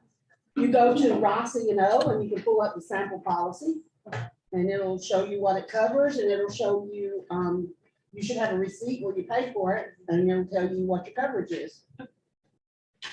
All right, so I'm gonna talk, you guys keep eating, due to be made in the name of, try to put legal names. If they're married, write married. I just had one that closed that the mom was buying it for the son, but they wanted the deed in the mom's and the son's name. And it was, two different last names, and the title company called and said, are they married? I said, no, that's a mama and a son. So it's important that if they are a married couple, you put married out beside it. If they're not married, put unmarried. That just helps the title company. It saves a phone call. If you don't, nobody's gonna die over it. It can be fixed. It's not a big deal. It just helps, okay? I have a question about that. Uh-huh. So if their name's on the deed, they have to sign the paperwork, correct? Yes, they do. Okay. I Yes, they do. just went through something with that and I just wanted to make sure that's what I thought. Yeah, they did, because like the mother and son there, kept telling us, well, I can't get off work to come sign. Well, you got to. You're gonna own this piece of property. You got to take an hour out of your time to come sign this paperwork. So, okay, you just asked if they have to sign. Do they sign at the closing At table the or closing are they table. signing all contracts? That's what I meant. Oh, all contracts? Well, that's gonna depend too. Are they, this was a cash deal, so there was no financing. Okay, so who's getting the financing? Okay, then that's That's who who does the this. deed will be made in that name, unless, let's say, it's just the husband that's getting the financing, but he wants the deed made out in husband and wife's name. They'll have to sign the closing paperwork, but not the financing paperwork. And the title company will advise you on that. So they both would not have to sign like this contract? Mhm. Oh, Just the Okay. person getting the And the loan, person getting the but then loan, the names on the deed signs at closing. right. Okay. Oh, yeah, okay. I had something similar. that- Yeah, Mhm. And that's how I did it, Trust but that just says I had them sign. this in there and the title company knows what to it do. is. Maybe. That's what we're talking about. Are they married or not married? You gotta let Yeah, the title I'm- company know. I'm like, I've got one that says just put her name and then trust and the whole big long name of that Mhm, trust, like the title company takes care of Yeah, it. the title company takes care of all that, yeah. Association lien payoff, if there's any mandatory association assessments or anything that's gonna impose a lien, the seller needs to pay those off 7 days before closing, or, whatever, the seller needs to take care of it, and it's gotta be done before closing. Okay, that's a lien. All liens, remember from pre-licensing, they have to be paid off. Okay, this is the new, I'm sorry, go ahead. In that tax situation, they should have paid that off 7 days prior, Uh, because that was. this what wasn't in the caused- contract, No, no, but that's yeah. not- So what happened in that situation is we listed it and I asked him to get the title work done and he didn't want to, which is fine. He don't have to. I just asked him to do it and he didn't want to. Then when they did the title work, that's when we found out the tax lien was there. So he had to hire an attorney because his other agent, I didn't sell him the property. And that's the reason he called me. He didn't like the other agent that sold him the property. That agent told him he didn't need title insurance. So when this situation came up, he had to hire his own attorney. He had to pay everything out of his own pocket because he didn't have title insurance. If he had title insurance, the title company's attorneys would have handled everything. So that's a good reason for title insurance. This is section 6, that is talking about public water, public sewer.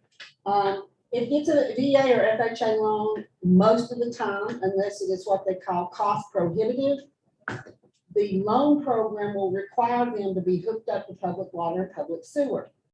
Now, what you need to know is that As soon as a piece of property is annexed into the city limits, they start paying for those city amenities like trash pickup and sewer and whatever else the city is offering under their tax program.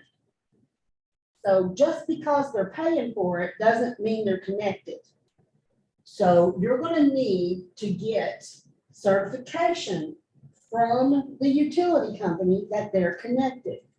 The ideal time to do this is when you go list a property, because you have to mark in MLS public sewer or septic tank, public water, well, whatever.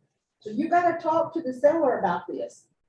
And whatever you mark in the MLS, I should be able to rely on, but I don't, okay? So if during the listing process, the seller says, I'm on public sewer, then ask the seller to go ahead and get a letter of certification from the utility company and upload that in the MLS so that I can see that it's connected to public sewer. Now, there's might not be a whole lot of public sewer in the more rural counties. I have to deal with this all the time in Chattanooga because Chattanooga is just getting bigger and bigger and annexing. And when I tell the sellers and he says I'm on public sewer, they will every time go get their utility bill and show me that they're paying for it. That doesn't mean they're connected. They will pay for it without being connected. The city's going to charge them the base charge for public water and public sewer, whether they're connected or not.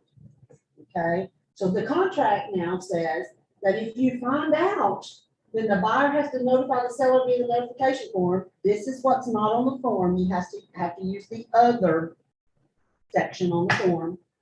And then they've got 5 days, but no later than the closing date to negotiate and get paid. Who's going to pay for the cost of connection? Well, that just stinks. I don't like that language. I already told the forms committee that's ridiculous because we're not going to negotiate anything up to the closing date.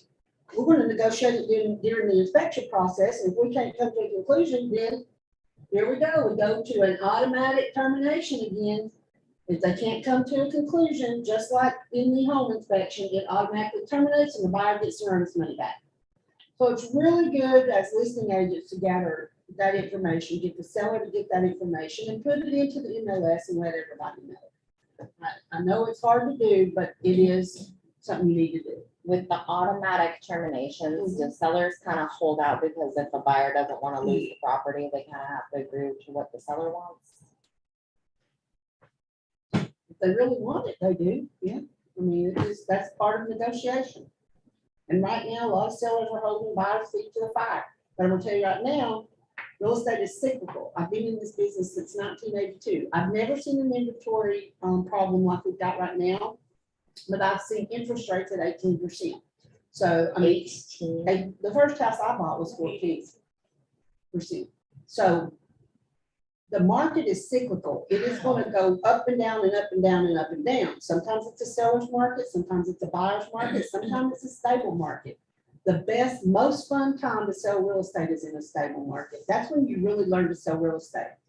And I say this a lot with all the love in my heart. All you new people, you don't know how to sell real estate. You know how to take orders.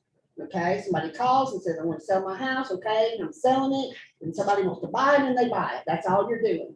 You're not prospecting. You're not geo-farming. You're not gathering business. You are order takers. That's all it is. We've been in this before also. 2003 to 2007, we were order takers. Okay, because it was this same way. The interest rate went from 8 down to 6, and it's done nothing but go down until recently it's coming back up. I can remember in 1998, I worked at Century 21 All Stars. It used to be up in the plaza where Food Line and Hobby Lobby is here in Cleveland. We got notice that the interest rate came from 10% down to 8%. I called my husband. I said, we're about to make some money in real estate because the interest rate just went down. And it's never went back up. It's done nothing but come down. So don't be surprised. It could go up. It could go up to 8 or 10% again. We have no control over that. But right now in this business is when you need to be learning how to sell real estate. So when that market shifts, you can shift with it. When the market shifted in 2007 and we had all these foreclosures, we had 2,500 agents. It went in the Chattanooga MLS, we had 2,500 agents. It went down to 700 agents. People got out of the real estate business because they didn't know how to sell real estate.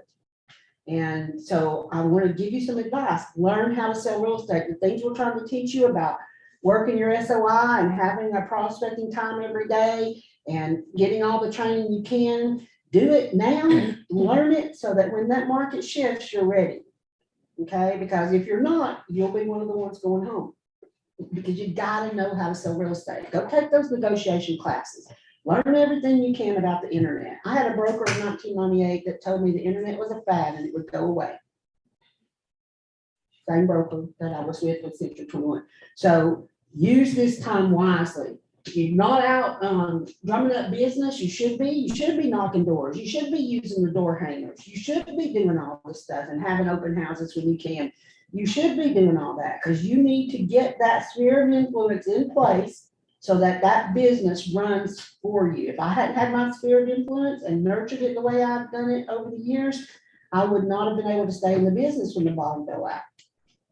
Sellers were upside down. They couldn't sell. Buyers were not going to pay what sellers needed on their house. And guess where we are? I don't think the bottom's going to fall out like it did before, but we got buyers out there paying $60,000 and $70,000 over list price for property. If the market changes, they're going to be upside down again. We're going to be upside down again. So it is what it is. Just learn it, learn it, learn it, learn it. Take advantage of all that. And saying that, section 7, and I'm going to have to hurry because I got an hour to get us through the rest of this thing, but I gotta get out of here. Lead-based paint disclosure, it either applies or it doesn't. Here's something you need to know about the lead-based paint disclosure. On that disclosure form that you will normally pull down from the MLS, if you're working with a buyer, don't ever execute your own lead-based paint disclosure. You need to get the one from the seller. The federal law says the seller has to make disclosure. The federal law says that the buyer has to see that disclosure and be offered the opportunity to have a lead-based paint assessment done or waive that assessment prior to being bound to a contract. So your buyer can't sign this stuff after the acceptance date unless you make a note on it that says the seller did not provide this until after the acceptance date, because that's happening right now. Okay, I was gonna ask about that. I'm like, I'll hold the documents and there's the seller's signature and they didn't check any of the boxes. Absolutely. That's a violation of federal law. That is a $16,000 fine from the EPA. And don't think they don't do it. They were here in the 2000, 2001 timeframe. They were here in Bradley County, auditing real estate files. Last year, no, this is 2022. 2020, they were in Mississippi with the firm I used to work for has an office in Mississippi, and they called me from the main office, corporate of Crylite, and they said, please tell me that when you teach forms, you're teaching them to check a box. I said, I am. And I said, what's going on? And they said, well, the EPA's in Mississippi, and we're up to about $67,000 that we owe the EPA right now because real estate agents aren't handling it the way they should. And I'm going to tell you that stuff rolls downhill. In your independent contractor agreement, if you cause the firm to get fined, you got to pay the firm back. Okay, so do your job. Do your job. Make sure that if there's a disclosure, and if they don't give it to you until after the acceptance date, cover yourself and write on there. Seller did not provide this disclosure until after we were already under contract. That's why the buyer's signature and date is after the acceptance, because it says it on that form that the buyer was given that opportunity prior to being bound by a contract on the RF 209. So be very careful. That's another thing. The property condition disclosures, the law says the same thing. The Tennessee law says that they're supposed to see it prior to the acceptance of a contract. So if it's not being provided, you need to make a note of it to cover yourself and make sure it's in your office file. I hate inspections. I'm just gonna tell you, they're a pain in my side, but I gotta work through them, right? The buyer has the right to make inspections. The buyer should be choosing their inspector. Never, ever, ever choose anybody, a title company, a lender, or an inspector for a buyer. You should be using the RF 711 form. That is a vendor list, and you should fill that out. It has language on it to protect you. Okay, also make sure and read the RF 304, the disclaimer notice, lines 3 through 6. Okay, you are a real estate licensee. You do not come out of your lane to do anything else And if you do, you may not have coverage. There could be all kinds of things that happen. You definitely got to stay in your lane, okay? Tennessee government has defined what a home inspection is, what a home inspection is not, what should be included in a home inspection, what shouldn't be included in a home inspection. And I can give you that information if you want to, but right here I have a note, see, TCA, that stands for Tennessee Code Annotated 626302 for definitions of what a home inspection should or should not include, okay? And always make sure and go over section 10 with your buyers, because those are the items that are not included in Tennessee's definition of a home inspection. Okay, the buyer can do their own home inspection themselves, and notice the word buyer has a capital B on it, then that means the buyers that are listed over on the first page as the buyers, not the buyer's mom and daddy, not the buyer's uncle who's a general contractor. That can't happen. They're in violation of Tennessee law if they are giving a professional opinion about a home without having a home inspector's license. Okay, the buyers themselves can go in and inspect, and they can terminate if they find something they don't like. So I have a question. Mhm. So if a buyer is buying it for a trust and there's multiple people on that, do those people count as buyer or just the first one? Yeah, you're getting way too deep into it. Sorry. I mean, so where's all the rest of these people for the trust? Are they even here? Are they in the area? Could they come do the inspection? Where are they at? Or have they nominated or elected this person to make all the decisions for them? So you're gonna have to know that. So if it's a trust, you got a copy of the trust documents that says this person can do all the signing? See, that's something else you gotta have. If you've got a trust, an LLC, a corporation, and they're saying, I'm buying this for my corporation or my LLC or my trust, okay, I need to see the document that says you're the legal signer for that entity. And you need to keep that on file. Okay, so I don't know, maybe.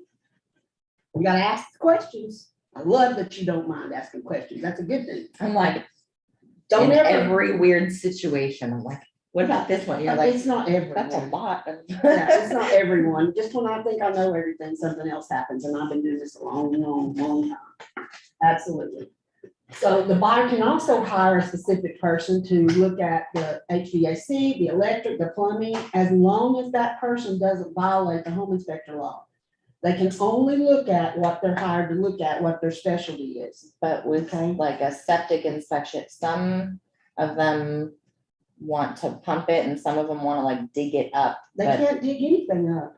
This contract doesn't give them the right to dig anything up. that's what I was asking. Come right down here where it says right here that this home inspectors, the buyer and or his inspectors or representatives shall have the right to perform a visual analysis of the condition of the property. They don't get to dig crap up. I had another agent when we were doing a septic inspection ask me if they were gonna dig it up. I'm like, I don't know. What kind of septic inspection are you doing? First of all, because septic inspections are not included in home inspections. We put it in the, Special steps? Okay. but she had asked me if they were gonna dig it up. I'm like. I And so when you don't have buyers moving know. in that haven't ever dealt with septic tanks before, they're scared of them, okay? But here's what they need to know. They can do more harm by digging that up than leaving it alone. They can do more harm. I had one that wanted a septic inspection. They wrote it in special steps and they wrote in there that they were going to dig it up, take the lid off and pump it. See, So I in their process of don't- doing that, they collapsed all the field lines, which completely made that house non-livable anymore. Because during their inspection, they did it. And it says right up here. Did that make them responsible? It does. Because it says right here that the buyer agrees to indemnify seller from the acts of himself, his inspectors and or representatives in exercising his rights under this purchase and sale agreement. So basically they're stuck with that property even if it was bad now. Yeah, it was their fault that happened. And nobody knew, well, it was in there, but we didn't know they were going that day. Okay, they didn't call anybody and tell us that they were going over to drive their heavy equipment on there, because if they had, I would have said, no heavy equipment in the front yard or down the right side of the house, because that's where the field lines are. What they do? Right over it, collapsed it all down. So I'm telling you, this is a visual analysis of the condition of the property. If I ever get an offer and then they got in there that they want to dig up the septic tank and pump it, I tell the seller, you better be careful, because all they have to do is let that lid fall the wrong way or anything, and they've broken the pipes that come into it, that it won't work properly anymore. All that stuff can happen because not every septic system has a clean out valve. Okay? Sure doesn't. And you've got to pay to dig down to open that up. So who's gonna fix the yard? Who's gonna put the yard back like it was, reseed the yard? Who's gonna fix that mess? Who's gonna fix it? Be careful when people ask for digging up septic tanks, because it is a nightmare, an absolute nightmare of what can happen to that. Do they wanna do it? Sure they do. But you need to tell the buyer, we can put this in the offer for sure, but please understand that it says in here that you have to indemnify the seller. So if you damage that system in any way, you're gonna have to pay to fix it. You're like, it's probably not worth Yeah. it. In this situation, if you have the buyer who's wanting to, or even if you have the seller, would recommending like, the seller provide a credit to the buyer to cover costs after closing? Seller can't provide a credit to the buyer. I don't know where that language comes from. I'm- Yeah, but You if know, they, some- people some use do that all the time. Okay. Like, we'll give the buyer $2,000 credit for new carpet or whatever. What's that mean? Reduce your price by $2,000 and sell it, because you can't give them money at closing if they're getting a loan. There's no way. Now, if it's cash, they can do whatever they want to. But if they're getting a loan, they can't exchange monies after close. That's one of But those side deals we were talking about earlier. But if you reduce the price and they're getting a loan, then they don't have any money for the carpet, right? They might not. They might not, but that is a old seller's trick employ to get buyers to come make them offers because they think they can get $2,000 in cash via check or money order when they close. And that is illegal. You cannot exchange monies like that after Or- closing. Or sellers pay for, would something like that be better to, Yeah, I wouldn't pay for anything after I closed on a house. right? I mean, I don't know, I just know, to there is deter the a happy buyers from medium wanting for all it that. done. Yeah, before there's closing. not. So are you using the water waste disposal form to inform people about septic systems and water supplies? Mhm. Okay, so there's a form that you need to, that they see.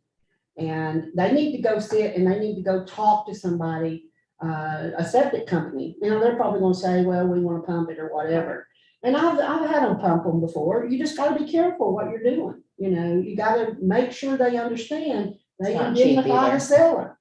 No, it depends on how far down they have to go. It's usually so much per foot that they have to dig down to get to the septic tank to begin with, and then they charge for the pumping. So, and then, so if you're gonna come into my seller's house and you're gonna dig up their backyard and you're gonna pump, okay, we're gonna allow you to do that. But in our counteroffer, we're gonna put in there that you have to replace it with sod, not grass seed that might never grow grass again. But we're gonna put in there, you need to replace it and fix the yard with sod, because if you terminate during your inspection, now I got a big old hole being dug up in my yard and eat up by this heavy equipment you're bringing in. And yeah, no, we're not doing that either. You gotta Hey, think so, about it from both sides of things here. There's a lot of stuff. Can you ask for it? Sure, ask for it. Ask for everything. Okay? Amber. Ask Amber, yes, ma'am. I I had a quick question. So when I bought my house, we had done a final, I'm sorry, we did a final walkthrough, and the blinds that were originally up, they were like half of them were destroyed, like they were broken. And so they gave us like, because we didn't have time to have it all fixed because we had closing in a couple of hours. So the listing agent agreed to give us a check at closing for the cost of the blinds. So it's something like that, like you can't do stuff like that. Yeah, you can't do that. That's illegal. I can't pay you for anything. Okay. But like with the buying a fridge and stuff like that. Isn't that the same That was situation? after closing. Yeah, is that not the same situation? They were gonna sue us. We bought a fridge to keep them from suing us. But I Couldn't can't buy she have sued I over can't those buy lines? something for somebody to get them to close.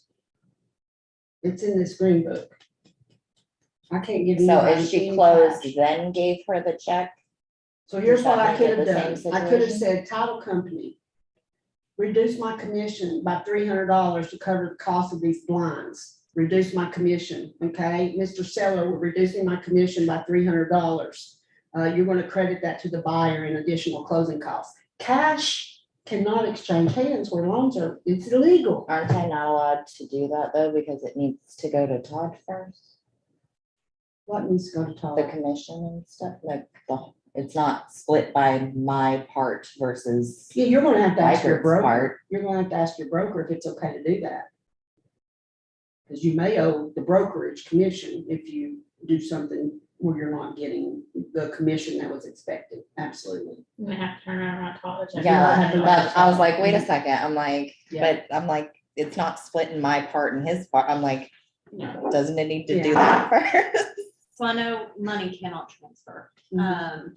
What about the actual, buying the actual blinds or a gift card to Lowe's in the amount of? As long as it doesn't It's not take the actually form of cash. cash, you are fine. Oh, Which is what okay. should have happened. Right. Yeah, that should have. Well, that happened. fixes I- everything, I we can was just buy getting- the I was headed that object. way, yeah, I was headed that way. So gift cards I are was like, I don't okay. understand. You can't give anybody anything that takes the form of cash. Cash or anything that takes the form of cash, yeah. Yep. But we're okay, Amberly, it's okay. We're not gonna tell anybody on you, because lots of things happen that we don't tell anybody. Hey, I mean, I was the buyer in that situation. That I wasn't even licensed back then, so Okay, it make wasn't. sure you read Like, that was lines their bad. 276 or 278 to the buyers. It's important that they know that they waive any objections to matters of purely cosmetic nature and that they cannot require the seller to bring the house up to current building code, okay? That's just something that cannot be done. The attorneys, I mean, no seller anywhere would be able to sell a house unless it was absolute new construction finished yesterday, if they had to bring the house up to building code, because there are some things that can't be retrofitted. If it so- literally is a new build, can they hold them liable for Well, if it's a new build, it's not gonna pass inspections if it's not up to code. So they could, they'll get their certificate of occupancy, the notice of completion certificate of occupancy, and it has met all the building codes at that point in time. Mm. Okay, so, but here's what you need to understand. Every county, They all and have some different municipalities, they have different codes. So I just closed something in Polk County that the agent came from Chattanooga, wrote the offer in Polk County and wanted that house brought up to Chattanooga's building codes. I'm like, yeah, it don't work like that. And by the way, Polk County don't even require a notice of Right. completion when you finish something. So you gotta understand how it is. It just doesn't work like that. Doesn't work like that. So you gotta make sure they know that. Again, their inspections is a visual analysis. The wood destroying insect infestation report, I usually write nothing right here unless like there's a barn, half a mile away from the house, they might exclude the barn. But they're supposed to be including each dwelling, garage, and other permanent structure on the property unless you tell them not to inspect that. Then you gotta deliver that report at the same time you send over your repair replacement request. And if it's got active infestation, seller agrees to treat it at their expense. So this is something I want to talk with you about right here. So the home inspection is completed, and not just a home inspection. If the home inspector says, you should have this, and this looked at by somebody else, and the buyer wants to do that, every inspection, except the final inspection, has to be completed by the 11:59 PM of the day that you put in this blank. And you have to provide written notice to the seller of what the buyer's gonna do by 11:59 PM of the last day in that blank, okay? If the buyer fails to do that, then they're taking the property as is. So they gotta know that.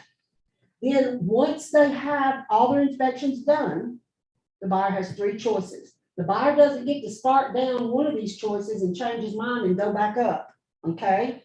So the buyer has to decide, okay, there's too much wrong, I want to terminate. Okay, then it says on line 306 that the buyer is going to furnish the seller with a list of written specified objections. You do not send over the notification form to terminate that and put on there that they're terminating because of a home inspection. That's not what that says. Okay, and that's already been through court with the forms committee. That's why we used to have one line to write down, and the judge said, I need to see more than one line. So I think there's 2 or 3 lines there now on the notification form. Because they have to make a list of their written specified objections as to why they're terminating. And when they terminate, if they have completed everything in a timely manner before 11:59 p.m. of that last day in that blank up there, they can terminate and get their earnest money back. Okay? Or, not and or, but or they can accept the property as it is. Or, not and or, they can furnish the seller a written list of items which they want to be repaired or replaced, not cleaned, not serviced, repaired or replaced. Doesn't say anything in here about clean or servicing anything. Nowhere in this document. All right? So like if there's duct work or something that's disgusting that they're like impedes the air quality or something, they would have to ask for a complete replacement versus a cleaning. So have they had an air quality inspection? Because that's not part of a home inspection. I'm like, I'm just trying to I come know, up with an example. know, I'm like, I don't know. But that's what you gotta think about. So how do they know the air quality is bad? I'm just trying to think of something that would need to be cleaned versus replaced that would fall under this. It's good that you're thinking that way, because then you gotta go to the next step and say, did they have that inspected, or is this just somebody, the buyer? But you're allowed to do the inspection yourself. So- technically, the buyer is, if they feel like it's going to impede the air quality with what they see, does that You can count? ask for anything, but the seller may come back and request, show me your report that shows me the air quality is bad. Because you, Mr. Buyer, you can't make that determination. That has a specific But I thought it thing. said that you're allowed to do your own. As long as you're not in violation of the rules, and it has to be a licensed person to conduct air quality tests. Even if you're the buyer and you're doing your own. Man. Yep. I mean, you can ask for it, and the seller might say, yeah, I know, the dog peed down there 14 times, and, we need to clean that air vent. I mean, they might know. Stupid stuff like that happens. I bought my house and the kids had put I bet there was 7 or 8 packages of Oreos in the vent in the kids' room. Oh, did I We pull got to up the clean little it. Yeah, they vent would pull the thing and vent there's, thing and they were just stuffing them all down Hot in there. Or Wheels and toys, everything. there was all kinds of stuff down in there. So I mean, you just never know. Ask, but you can't terminate if they don't want to clean something, is what I'm saying, okay? If they don't want to service the HVAC unit, you can't terminate, the buyer can't terminate because the seller won't service the HVAC unit. That's a cosmetic issue. Okay, you got to think about those things. And that's where you get down here, so they have So to, if they go in there and, the air conditioning's not working and they don't know if it just needs to be filled or replaced. so an air conditioner not working is a repair. Yeah, but I mean, if you just are like, hey, this is warm air and you don't know, does the buyer have to pay someone to come determine that before they? Because if it just needs to be filled, that's something that's not covered, but if it's broken. You're getting way too deep in the weeds for a real I'm estate sorry. agent. No, I'm just gonna tell you, you need to quit that. You're a generalist. You gotta stay up here on top. Don't get down in here. And then when you get down in here, your broker needs to help you with that. Because I can tell you're asking all the questions, you're gonna talk to buyers about this stuff, and that's gonna get you in trouble. Don't do that, okay? Don't do that. You gotta stay up here, all right? You're getting way into the weeds way too much, and you need to have a broker that will advise you, and I know you do. I know you got one that will tell you what you need to do. Before you say anything to the buyer, you gotta come back and talk to your broker, You gotta talk to the broker when craziness like that occurs, okay? Because I'm gonna tell you right now, something you say could cause them to file a lawsuit.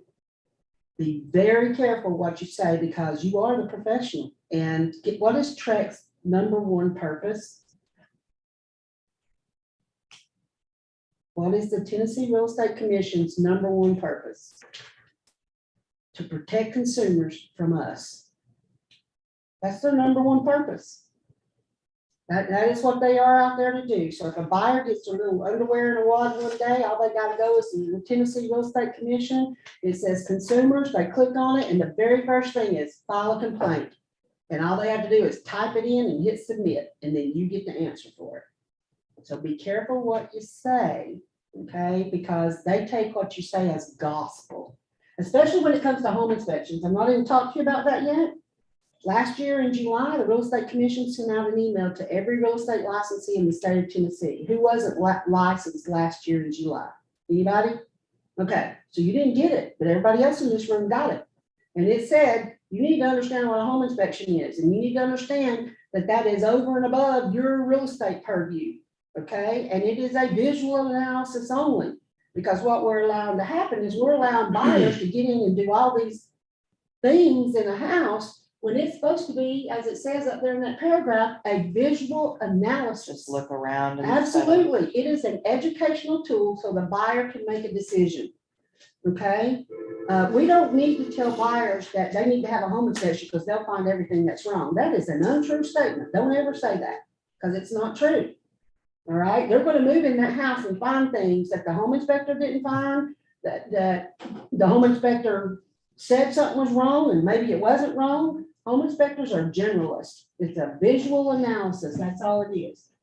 And so if they're going to ask for repairs, then the resolution period starts as soon as you send that repair resolution over, and they have X number of days, whatever you put in this blank, to negotiate repairs. They can't say that, see right here, it says the parties agree to negotiate repairs in good faith during the resolution period. They cannot say, well, you know, that seller's not going to do what I asked. I mean, he sent us over another repair proposal. I'm just going to terminate. Buyers can't do that. The contract doesn't say they can. It says they're going to negotiate in good faith during the resolution period. And then it goes on to say that if they can't come to a resolution, the agreement automatically terminates at the end of the resolution period. Sellers can't say, oh, the buyer's asking for too much, I'm going to terminate. No, you're not. Doesn't say that you can do that in here. The agreement between the parties doesn't say that you can do that. So you got to let them understand what their choices are. One is to terminate and give us a list of why you're terminating. 2 is to take it as is. 3 is to ask for repairs and replacements. However, in 3, they added this new sentence at line 322 through 323 this year that says, while we're in this repair resolution, Mr. Buyer, if you decide you want to take it as is, you can. That's what that says. They can't terminate, but they can take it as is in the resolution period.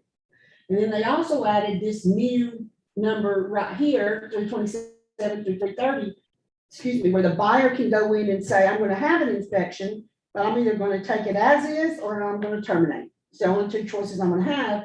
So you would put a 0 up here in the resolution period, right here. You would put a number of days to have the home inspection, whoa, up there on line 298, and then down here in line 316, you would put the 0 for a resolution period and check this box.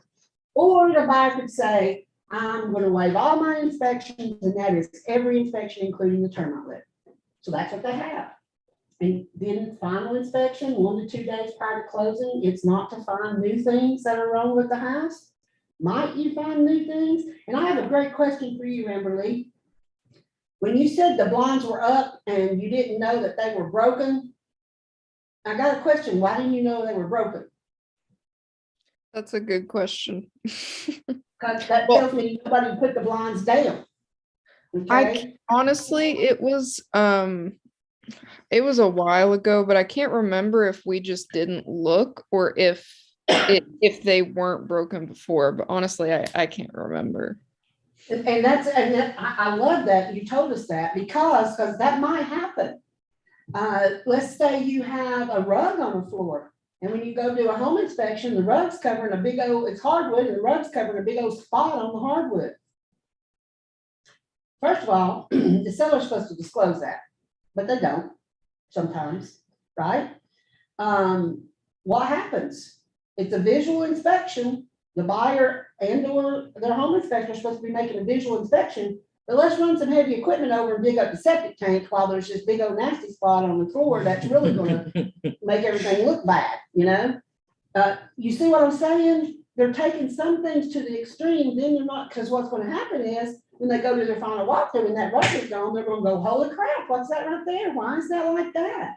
Well, you should have looked. You should have looked. Because it's up to the buyer to find it. When we're doing a showing, so we go into an occupied home, do you have to like put in your offer, including inspections, or are you allowed to move rugs when you go into like an occupied home showing? I wouldn't be, taking up rugs and doing all that kind of stuff. If there's rugs down, it's good to ask questions. I would ask questions. I would check the property condition disclosure first and see if there's anything there. But when the home inspection is done, it's a visual analysis. I mean, I would But I be mean, checking if you stuff. know that your buyer's looking at, a home that's probably gonna go cash, no inspections. In that situation, would you be looking under? things? I'm not gonna look under anything. No. I'm not touching a thing. That's not my job, number one. As a real estate agent, you shouldn't be looking for what's called latent defects. The code of ethics says you're not supposed to do that. The rules say you don't look for that. It's But not our job to if the look. buyer goes to do that, do you tell them not to touch it or? I just let them look at what they want to look at. And I tell them, hey, guess what? They're probably watching you on the camera. So they're gonna have you on the camera doing whatever you're doing. And I tell them that before we go. I let them know. And so, there's a lot of stuff that happens that shouldn't happen at showings, okay? I took someone to look Yeah. at a foreclosure and they brought a ladder and went in the attic. I That wasn't happens. expecting that. That happens in occupied houses too. It happens in Are they occupied allowed houses. to do that? Then here's the buyer's additional due What diligence if they fall options. through? And it says, if any of the matters below are of concern to the buyer should address the concern by specific contingency in the special stipulations section of the agreement. None of these things in this 5 sub-paragraphs and any things that are in there are part of the home inspection. So if the buyer wants to be able to terminate because of any of these things, then you're gonna need to write that in special stipulations. And we have a form out there that is called the RF 707 additional contract language, and it's a 6-page document where the attorneys have written out language for you to use in a lot of the scenarios that come up in this document. So there's language to address every one of these scenarios in that RF 707. Okay, so you need to use that language and the most that you can. That's why it's 6 pages of stuff. Again, we're not attorneys. We should not practice practice unauthorized law, if you will. So that's why we have that 6-page document. Then you have this, I call it the mini disclaimer, section 11. That's all we used to have for a long time before we had the RF 304 disclaimer notice. But this actually repeats a lot of the information that's in the disclaimer notice. So you are giving it to them twice. And they've got to understand that, we're not parties to the agreement and we don't assume liability for the performance or non-performance of the seller and buyer. And the broker shall not be responsible for any of the following. And there's that list. And as long as you stay in your lane and don't step out of your lane, this and the disclaimer notice should protect you. But the minute you start offering them advice on anything that's on that disclaimer notice or in this paragraph, you've stepped out of your protection. Okay, so you got to be careful talking to them about school districts, about zoning, about all that stuff. It's the buyer's responsibility to get this information. But they're still gonna blame you if, let's say, the square footage or the acreage is wrong. Oh, they're always going to blame you. Yeah, always. But that's why you have these forms, because if you use these forms and they're signed, have you ever seen a subpoena? So when a subpoena comes across, they want all the documents that has happened in a transaction. And if you show them these documents, some attorneys will back off as long as the buyers might say, you know, my agent made it very clear to me from the beginning that all these things that are listed here on this form, she wasn't a part of any of that, and she wasn't going to be a part of any of that, and she never stepped into that. She never did that, okay? And some may say, well, they didn't tell me anything, they halfway read everything to me, we did it through Zoom and didn't use Dotloop to sign everything, they didn't explain anything to me. I mean, there's all kinds of things that can happen. And that's one of the things as a new agent, you gotta figure out how you're gonna do your business. I mean, I don't go to home inspections. I don't look at home inspection reports. I don't measure for square footage. I don't tell them what something's zoned for schools. It says it in the MLS, but it also says in the disclaimer notice, they gotta verify that on themselves. I don't run errands for my buyers and sellers. I don't do it. It's not my job. They're selling their house. Here's what I need you to get, Mr. Seller. Okay? Mr. Buyer, here's what you need to do, because I'm not living there, you are. So if they ask you what it's zoned for, you just refer them to where they can find that information? Absolutely. You always want to be the source of the source and never the source. You should have a buyer's packet that you give to the buyer that shows them the whole process, who they need to contact for stuff, and you should always refer them back to that buyer's packet. And we'll probably do a class on that here sometime soon. Okay? If you need something before then, just holler at me, I'll send you something, you know, and if you don't know how to use Publisher and put it all together, just send me your picture and your name and I'll put it all together for you. Okay, but you gotta give me time to do that. You know, right? Don't send it to me today because you need it tomorrow at 1 o'clock. Don't do that, okay? Please don't do that. Brokerage, you are not part of this agreement, the buyer and seller's agreement. You are what's known as a third-party beneficiary. Don't ever put your commission in the purchase and sale agreement. I don't care what anybody tells you. Don't put it in there. Default, we went over that already. Home protection plan, are you going to get one or they're not? 15A, let's start right here at line 412. It is hereby agreed by both buyer and seller that any real estate agent working with or representing either party shall not have the authority to bind the buyer, seller, or any assignee to any contractual agreement unless specifically authorized in writing in this agreement. Then we're going to come over here. The parties hereby authorize either licensee to insert the time and date of receipt of the notice of acceptance of the final offer. The foregoing time and date will be referred to for convenience as the binding agreement date for purposes of establishing performance deadlines. You do not bind the contract. You're not the person who binds the contract. When somebody checks the box and it says accepts and signs it, they're under contract. Now you got to communicate that to the other party because you can't be under contract if everybody else knows you're under contract. That's why you acknowledge receipt that you've been notified that the contract is bound. Okay, and you're signing that you're acknowledging receipt. The buyer and the seller bind themselves to a contract. Real estate agents don't bind people to contracts. Okay. All right, time is of the essence. We talked about that. Tennessee law governs. We already went over how to count days. Any questions on how to count days? Just ask me. Responsibility to cooperate. We're all going to do what we got to do. If we have to go back and sign something at the closing, we'll take care of all that. Notices, you can't text notice. It's got to be in writing, signed by the party it gets to, it needs to be enforced, right? So notice can only be delivered in person, by prepaid overnight delivery service, by fax, by the post office, postage prepaid, registered or certified return receipt requested, or email. Now this is an important sentence here, a couple of sentences. Notice shall be deemed to have been given as of the date and time it's actually received. Receipt of notice by the real estate licensee or their broker assisting a party as a client or customer shall be deemed to be noticed to that party for all purposes under this agreement as may be amended unless otherwise provided in writing.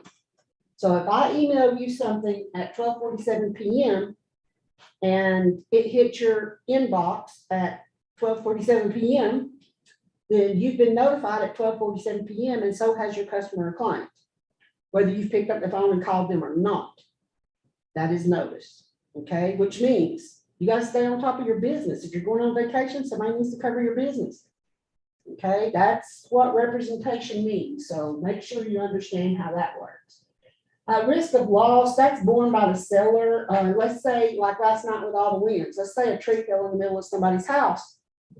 Then the casualty loss when the insurance company comes out, if the house is under contract, and the loss to the house is 10% or more of the purchase price, the buyer or the seller can terminate, and the buyer gets their earnest money back, okay? So just realize that happens. You could have fires, floods, tornadoes, a lot of stuff like that.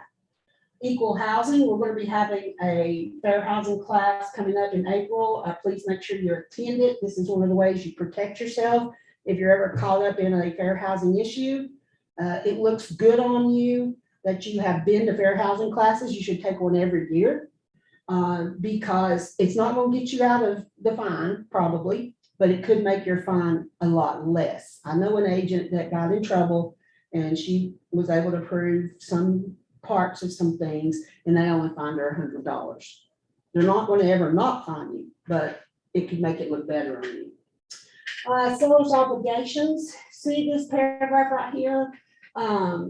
Before or prior to entering into an agreement with a buyer, the seller is supposed to disclose in writing, including acknowledgement of receipt. That's the buyer acknowledging they received it. Remember I told you property condition disclosures, they had to sign those before the acceptance. That's what the law says. And this says if the seller has not seen that stuff, then if the buyer hasn't seen that stuff, the seller has to counteroffer and make those disclosures before that buyer is under contract. And I know that's a hard thing because they don't put it up there, right? Some real estate agents, the house will go on the market and there's no property condition disclosure or anything uploaded, and they get 17 offers and somebody buys it and then they get the documents to you. That's backwards. Even the contract says they're supposed to make these disclosures prior to going under contract. Okay, that's what I was saying earlier. You need to make a note somewhere, make it part of the file that says they didn't give it to you. 17, method of execution. We don't really deal with a lot of this anymore.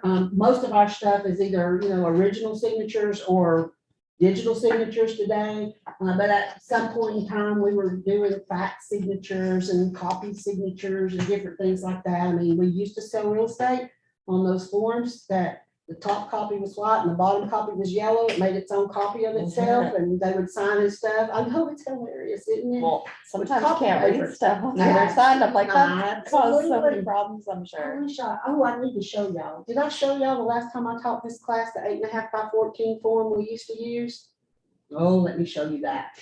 Exhibits and addenda. The only thing that goes in this paragraph is anything that has the word exhibit or addenda in its title. Okay, not your confirmation of agency, not your buyer's rep agreement, not your disclaimer notice, not your compensation agreement, not the property condition disclosure. None of that goes there, only if it has exhibit or addenda in its title. Okay, and then special stipulations, use them as sparingly as you can. You're going to have to use them. I know you are. But before you use special stips, check to see if there's another form. We got 90-something forms. We probably have another form that you might need to be using.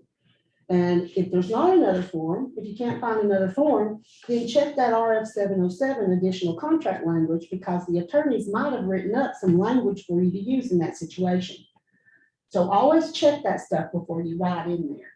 And of course, you can't leave time limit of the offer blank. You absolutely have to fill that out. And there's that crazy legal thing that says, hey, by the way, we can't give you any advice. You gotta hire an attorney. I don't know many people that read that to their buyers and sellers, but it's on all your documents. And of course, the box isn't checked. It's not part of the agreement. And there's those initials I was talking about. Always get them to initial there. Here's what they told us at the forms committee. We got the notification that the court case was going on. We created the wire fraud notice. And then one of the forms committee members was a expert witness on that case. Well, he came back from court one day, or depositions or something. And even though the buyer signed right here, like 3 lines underneath the notice, they said that the real estate agent had not made them aware enough of wire fraud. So that's when the attorneys at Tennessee Realtor said, well, we'll just fix that. We're gonna put some initials right here. So that's why those initials are there. Please make sure your buyer signs that. And with every offer and counter offer, somebody has the option to accept, counter, or reject. And we were talking earlier, when we first started this morning, that if it's rejected, the rules say that we shall request the seller sign the rejection and send it back to the other party. So we need to do that. And here's where you sign the acknowledgement of receipt. Okay, this says, I've been notified that this contract's been accepted. That's what that is. But if it's a counter offer form, you don't come back and acknowledge receipt on the original offer. You only acknowledge receipt on the counter offer. Okay, and make sure when you're dealing with a counter offer, it plainly says on the counter offer that things that are not on this counter offer are not part of the deal. So you got to carry stuff forward on counter offers a lot of times, because the actual transaction document that will go to the lender, if you will, is the original purchase and sale agreement that's marked countered and signed by the seller, and the final counter offer that was accepted. That's your deal, not all these other counter offers that were done in between. So it could be the original purchase and sale agreement and the sixth counter offer. And that's the deal. So you got to make sure it's all on there, because if it's not, if you don't put something on the counter offer, it's going to revert back to what's in the purchase and sale agreement. And I had a real estate agent that got $200 out of a $9,000 and something commission. That's all he got, because he didn't carry over closing, that the seller would not pay closing costs. So he had to give up his commission to cover the closing costs for the buyers, and he got $200 of commission. That then he got his commission split on, so he didn't really get $200 because he didn't carry it over onto the, and he represented the seller. So be careful and make sure that everything you want on a counter offer is on a counter offer, okay? And make sure, especially if you represent the seller, that you're doing that stuff. And this part down here, this is for information only, but lenders and title companies have to have these license numbers for their systems these days. And tell me your name again. Michaela was asking about like the form numbers before. So let me show you a little bit about this, okay? So over here on this right-hand side is the version. You always want to make sure you're using the correct version, okay? The forms committee was tasked by the executive committee, the president of Tennessee Realtors and his executive committee, that we would not make any changes to forms in the middle of the year unless there was a law change or some kind of court case that we needed to fix it for our members. So you will not normally see anything that doesn't have a 1/1 and some year, okay? Normally, the dates are all changed at the end of the year. Any changes the forms committee makes, the forms committee has to be finished with everything after their September meeting. And in October, November timeframe, Tennessee Realtors attorneys have it, they go over it, and then they send it off to transaction desk, because that's who they use to upload in December, so they're ready for us at the first of the year. That's how that works. So you're always going to be looking for this version. You're going to have a date over here, but this date over here is the last time that somebody contributed to the writing of this form, and Tennessee Realtors had to get it re-copyrighted, okay? Because on the forms committee, you have to sign a form relinquishing all your rights to these forms, okay? So that's how that works. So you'll have a date here, and then this is the form number and the name and the date. So just always make sure you're using the most current versions. Now let me show you this, then I'm probably gonna be done. Y'all gonna die when you see this. Oh my goodness. I read that in a heartbeat. I sneezed that. Yeah, anybody else have junk like this? I mean, I'm just wondering if it's just me. I do have one question with Go the You guys have a question information you want. purposes. So for the firm license and the listing licensee license number, is there like a easy spot to get that? Or do you need No. to call and ask? It's not an easy spot to get that. Yeah, Now in Chattanooga, when I go look up members, in my MLS, it will show me their license number. Okay, now I don't know about River Counties or Knoxville. If you look them up as in the member lookup section of the MLS, I don't know if it shows it or not. I'm like, it could, and I'm not looking for somewhere. It could, I really wish the I'm like, I MLSs don't would know. push it over, that when we, enter it, that it would push it over, but it might not. So this is from the Cleveland Association of Realtors, okay? This is from 1999. This is an actual copy of a contract. And what you see, the signatures didn't copy over, but that's where everybody signed it. And here's how we counteroffered. And I know, Amberly, you can't see this. We offered 87. They lined through that. Then they came back at 92. They just crossed it And I out. lined through that. And we came back at 90,000 and everybody initialed it. That's how we used to run our offers, guys. This was it. This is it. What if you had bad handwriting? Wait, this is Bill Guerin we're talking about here. He had bad handwriting. I love him. I don't know whatever happened to him. He was a great realtor. He taught me so much, and he was the biggest country boy you'd ever meet in your life. And he taught me so much about real estate. But this was April the 15th. We're going to close April the 15th, 1999, and we made the offer February 4th, 99. So look, And that's page 1 of 1. yes. This is it. That's all you get. Now, you guys from Athens and up in that area, Etowah, so there used to be a realtor up there named Jim Guerin. James Guerin, Jim Guerin. He was a shake your hand kind of realtor, always, right? His didn't even look like this. His might have been close to the same, down to about right here. Then all this is blank. You wrote in what you wanted to. You just wrote it, whatever you wanted to write, and then everybody signed it. And that was his offer, okay? And he used to call me and he'd say, Susan, I got a buyer that wants to make an offer on one of your properties, and I know you're gonna want that on that form, and I'm not gonna do it, so here's what they wanna offer. If you'll just write that up for me that way, I'll get them to sign it. And we did real estate like that all day. That's how it used to be. That's before people started suing each other and going crazy. It was fun. It used to be fun. That's sad. It That was only was 20 fun. years ago. I mean, look, legal description, there's the map driven parcel number, the subdivision name and the lot number. And here's how the deed is, and here's what we're gonna pay for it, and here's our earnest money, and who's gonna hold it. And here's the new loan at 97% of the purchase price for 30 years at a fixed rate. Other loan, whatever that is, THDA. I wrote on there, THDA pre-qualified with Bank of Cleveland. This was a new construction. She bought this from me, she got married, she had 2 kids, and I sold it for her, and they moved out of state, so. They just took your word for they're pre-qualified there. Oh, Lord, honey, yes, if they want to know anything, they just call the bank.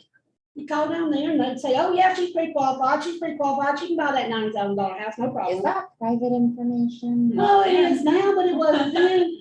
You talked earlier about us talking to the lender about X, Y, or Z.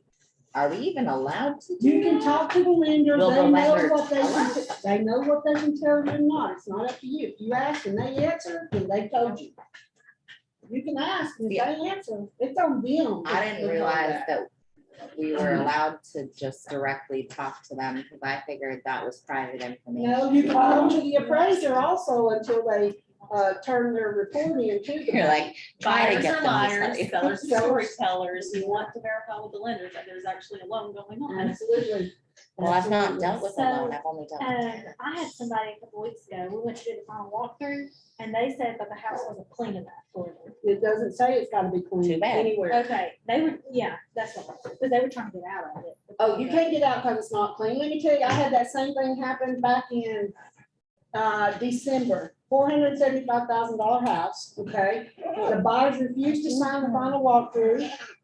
They wanted to tell us everything that was dirty and wanted the sellers to do it. And I said, no, we're not doing it.